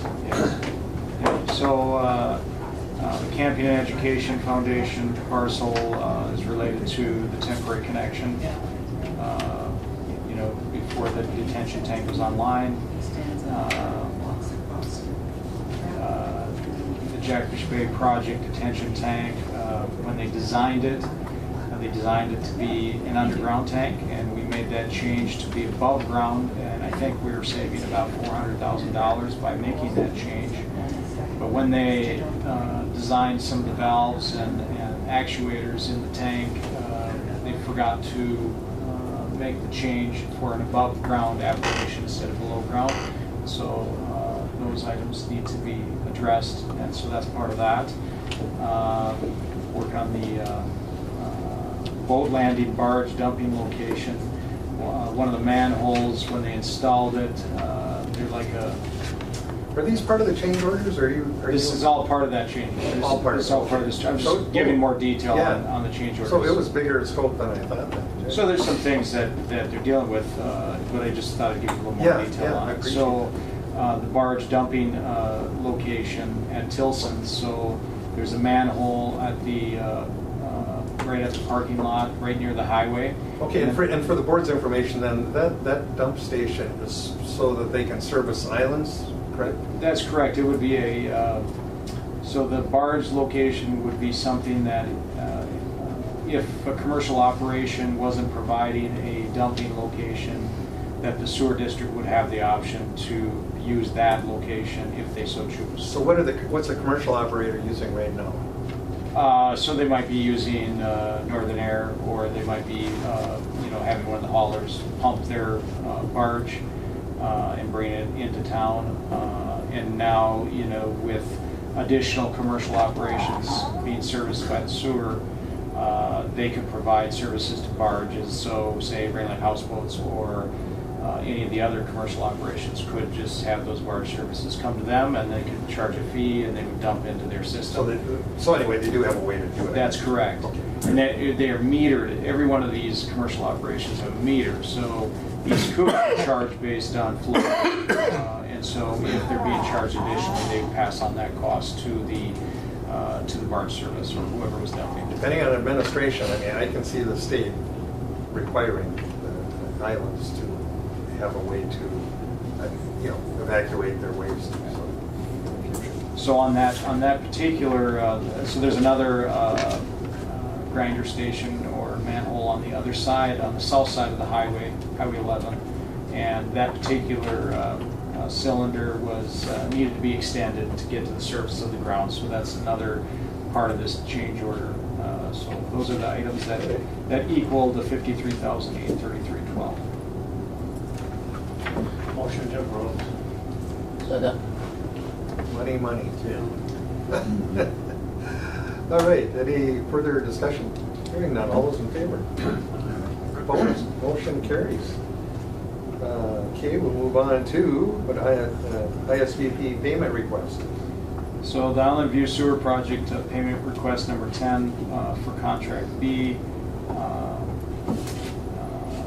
So I'm asking to approve payment to Utility Systems America based on this pay application. The total amount due less than 5% retainage to contract B for work period ending June 30th is $469,907.80.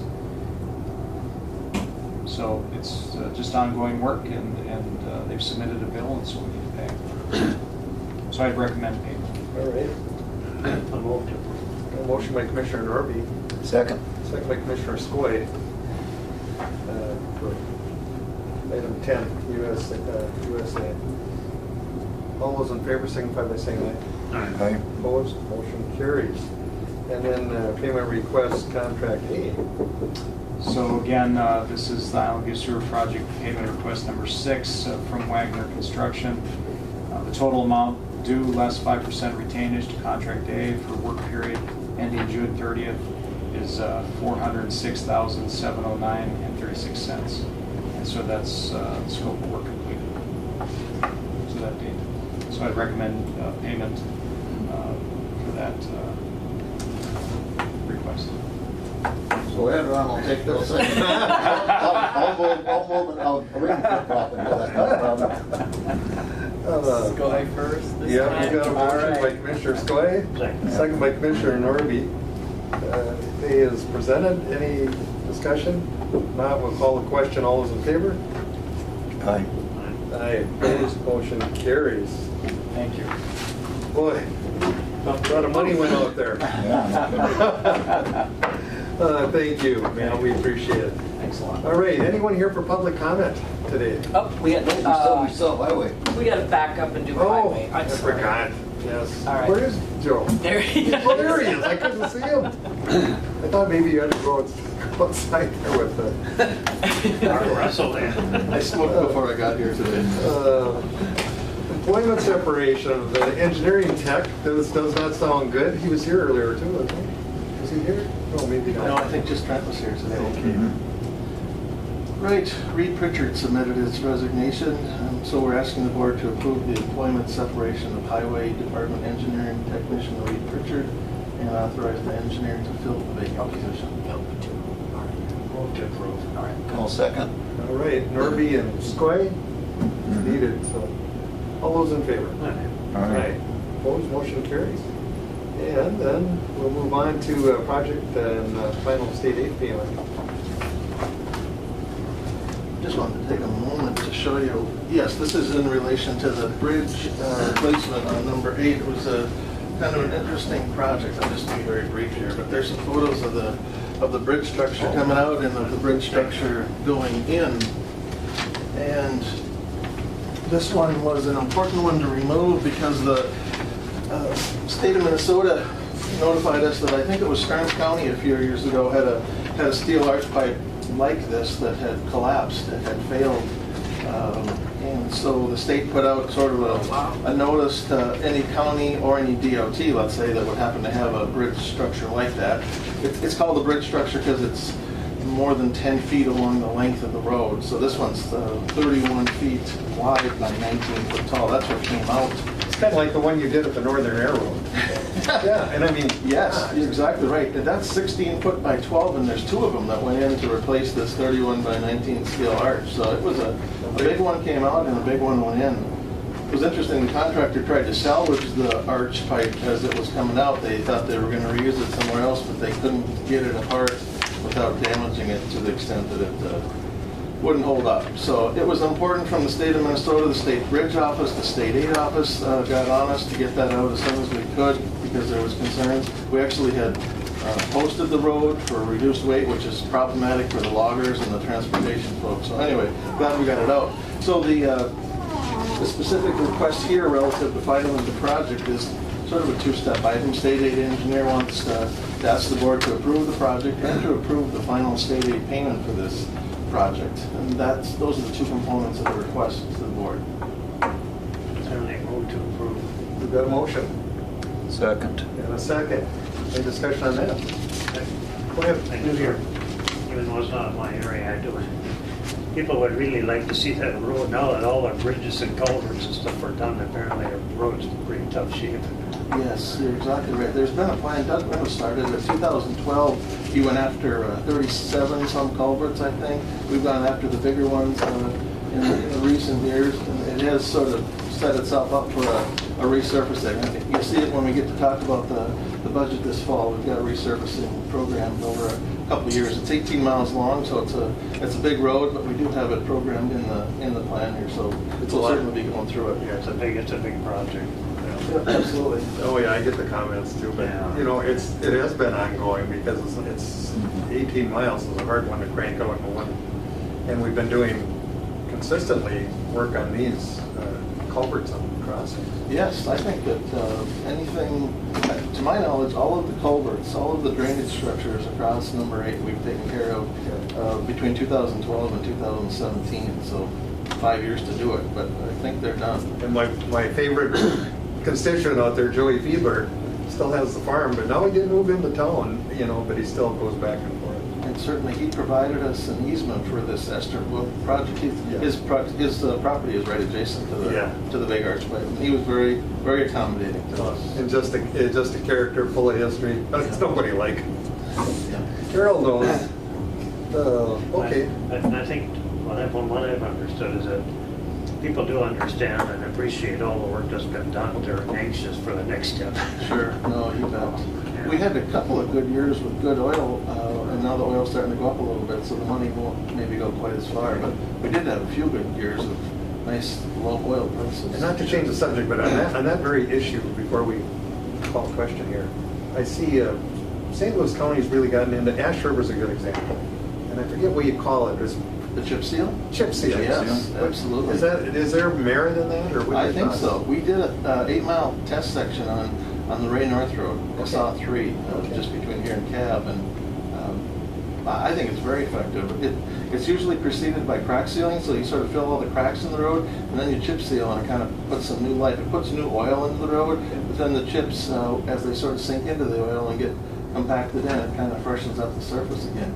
St. Louis County has an aggressive program where they will oftentimes include the chip seal work in the paving project. Yes. So even right on the heels of a paving project, either in the same year or as part of that contract to come in the next year, they will chip seal right after they pave, and they're very much interested in that. It does make for a noisier road surface. It's a noisier driving surface. Yes. It may not be appropriate for highways, but then, you know, on county roads. It's interesting too, because the chips that we used are the very small pieces of rock. And our equipment operators noted that after we did the chip sealing on the Ray North Road, an 8-mile loop road off of 53 there, they said that they noticed it was harder on the cutting edges of their snow removal equipment because those chips are so hard. And one of the things that we made a mistake on that road is after the fact, the contractor told us that we didn't call for enough oil. And they said if we would have called for more oil as part of that project, the chips would have sunk in a little bit further and not created the problems to that degree with the snow removal equipment. So we learned a little bit on that one. So it's on the Ray North Road there? Yes, all 8 miles of the Ray North Road. I've driven a couple, I didn't even pay. Did you see that? On the Ash River Trail? Oh, yeah, they like to advertise that. Oh, they're... Sales tax? Yes, absolutely. Right. They took in $15 million, I believe, in local option sales tax. I couldn't help but bring it up. Yeah, they got the dang sturgeon way through it. Oh, yeah. Okay, well, before we raise taxes here, we better approve this one. I couldn't help it. We had a motion and a second, didn't we? Yes, yes, we did. Okay, all those in favor? Aye. Opposed, motion carries. And then cash bridge replacement at Estherbrook? That was all tied together. Oh, it was, okay, sorry. Yeah, sometimes I call it Estherbrook. It's on Highway 8 at Estherbrook. Yeah. All right, anything else, Joe? No, those... I have a question. But now that chip sealing to do the road net as opposed to an overlay, how much is the cost less? Is it definitely cheaper. I think that 30% or 50%? I'd have to do a little math. I know that 8 miles of the Ray North Road, standard 2-lane road, was about $300,000, something like that. But I couldn't say off the top of my head how much an overlay would have been. I could give you an email with the direct comparison. I mean, just an approximation for you. And when we did the analysis on Sigmar's number 8, we did a three-way analysis too. We did a mill and overlay, we did a reclaim, and we did a cold-in-place recycling just to see those comparative costs too. And but I can follow up with the chip seal part of that as well. Okay, that'd be great. Good. Anyone here for public comment? Please. I've got some questions for Joe. Put him on the hot seat. Was there an appropriate bypass when you were doing the Estherbrook bridge? How did people use that road then? They had to come at it from both sides. It was closed to through traffic for a little bit. And so folks said you can use Trunk Highway 65 to come at it from the south, or use number 8, 217 to 8 from the north, or 65 and 8 from the south. Oh, okay, Yep. so they just had to detour. Yeah, it was during a time when there was no school in session, so the school bus wasn't impacted. But it was closed for, I don't know, a couple days, maybe a week. Okay. My other question, Casaha Road 24, isn't that the Van Linn Road? Yes. But it's also noted here, you're calling it 2nd Avenue East? It's a long road. It is 2nd Avenue East. Yes, it is. How does it get from 2nd Avenue East around the corner out to Van Linn? It goes from, like where the Burner Road is at Carson Loopy there. From there, it goes south on what's briefly 3rd Avenue East and then 2nd Avenue East, all the way down past Memorial Drive, past 53, down towards the airport. You know where the UPS building is? It turns there and then goes east and eventually becomes the Van Linn. It's a long road. Is the county slowly going away from using name designations like the Van Linn Road to County Road 24? These years are mine. I don't think there's a conscious effort. I think some roads have such sort of a moniker stuff with them. I suppose we fall on that sometimes, but I don't think they try to avoid using that. A lot of times we would give the road number and then put the road name in parentheses, that sort of thing. Okay, thank you. All right. Anyone else? Well, hearing none. Motion to adjourn until 1:30. Yeah. We've got a motion. Is there a second? Hearing a second? Yes. I second already. All those in favor signify by saying aye.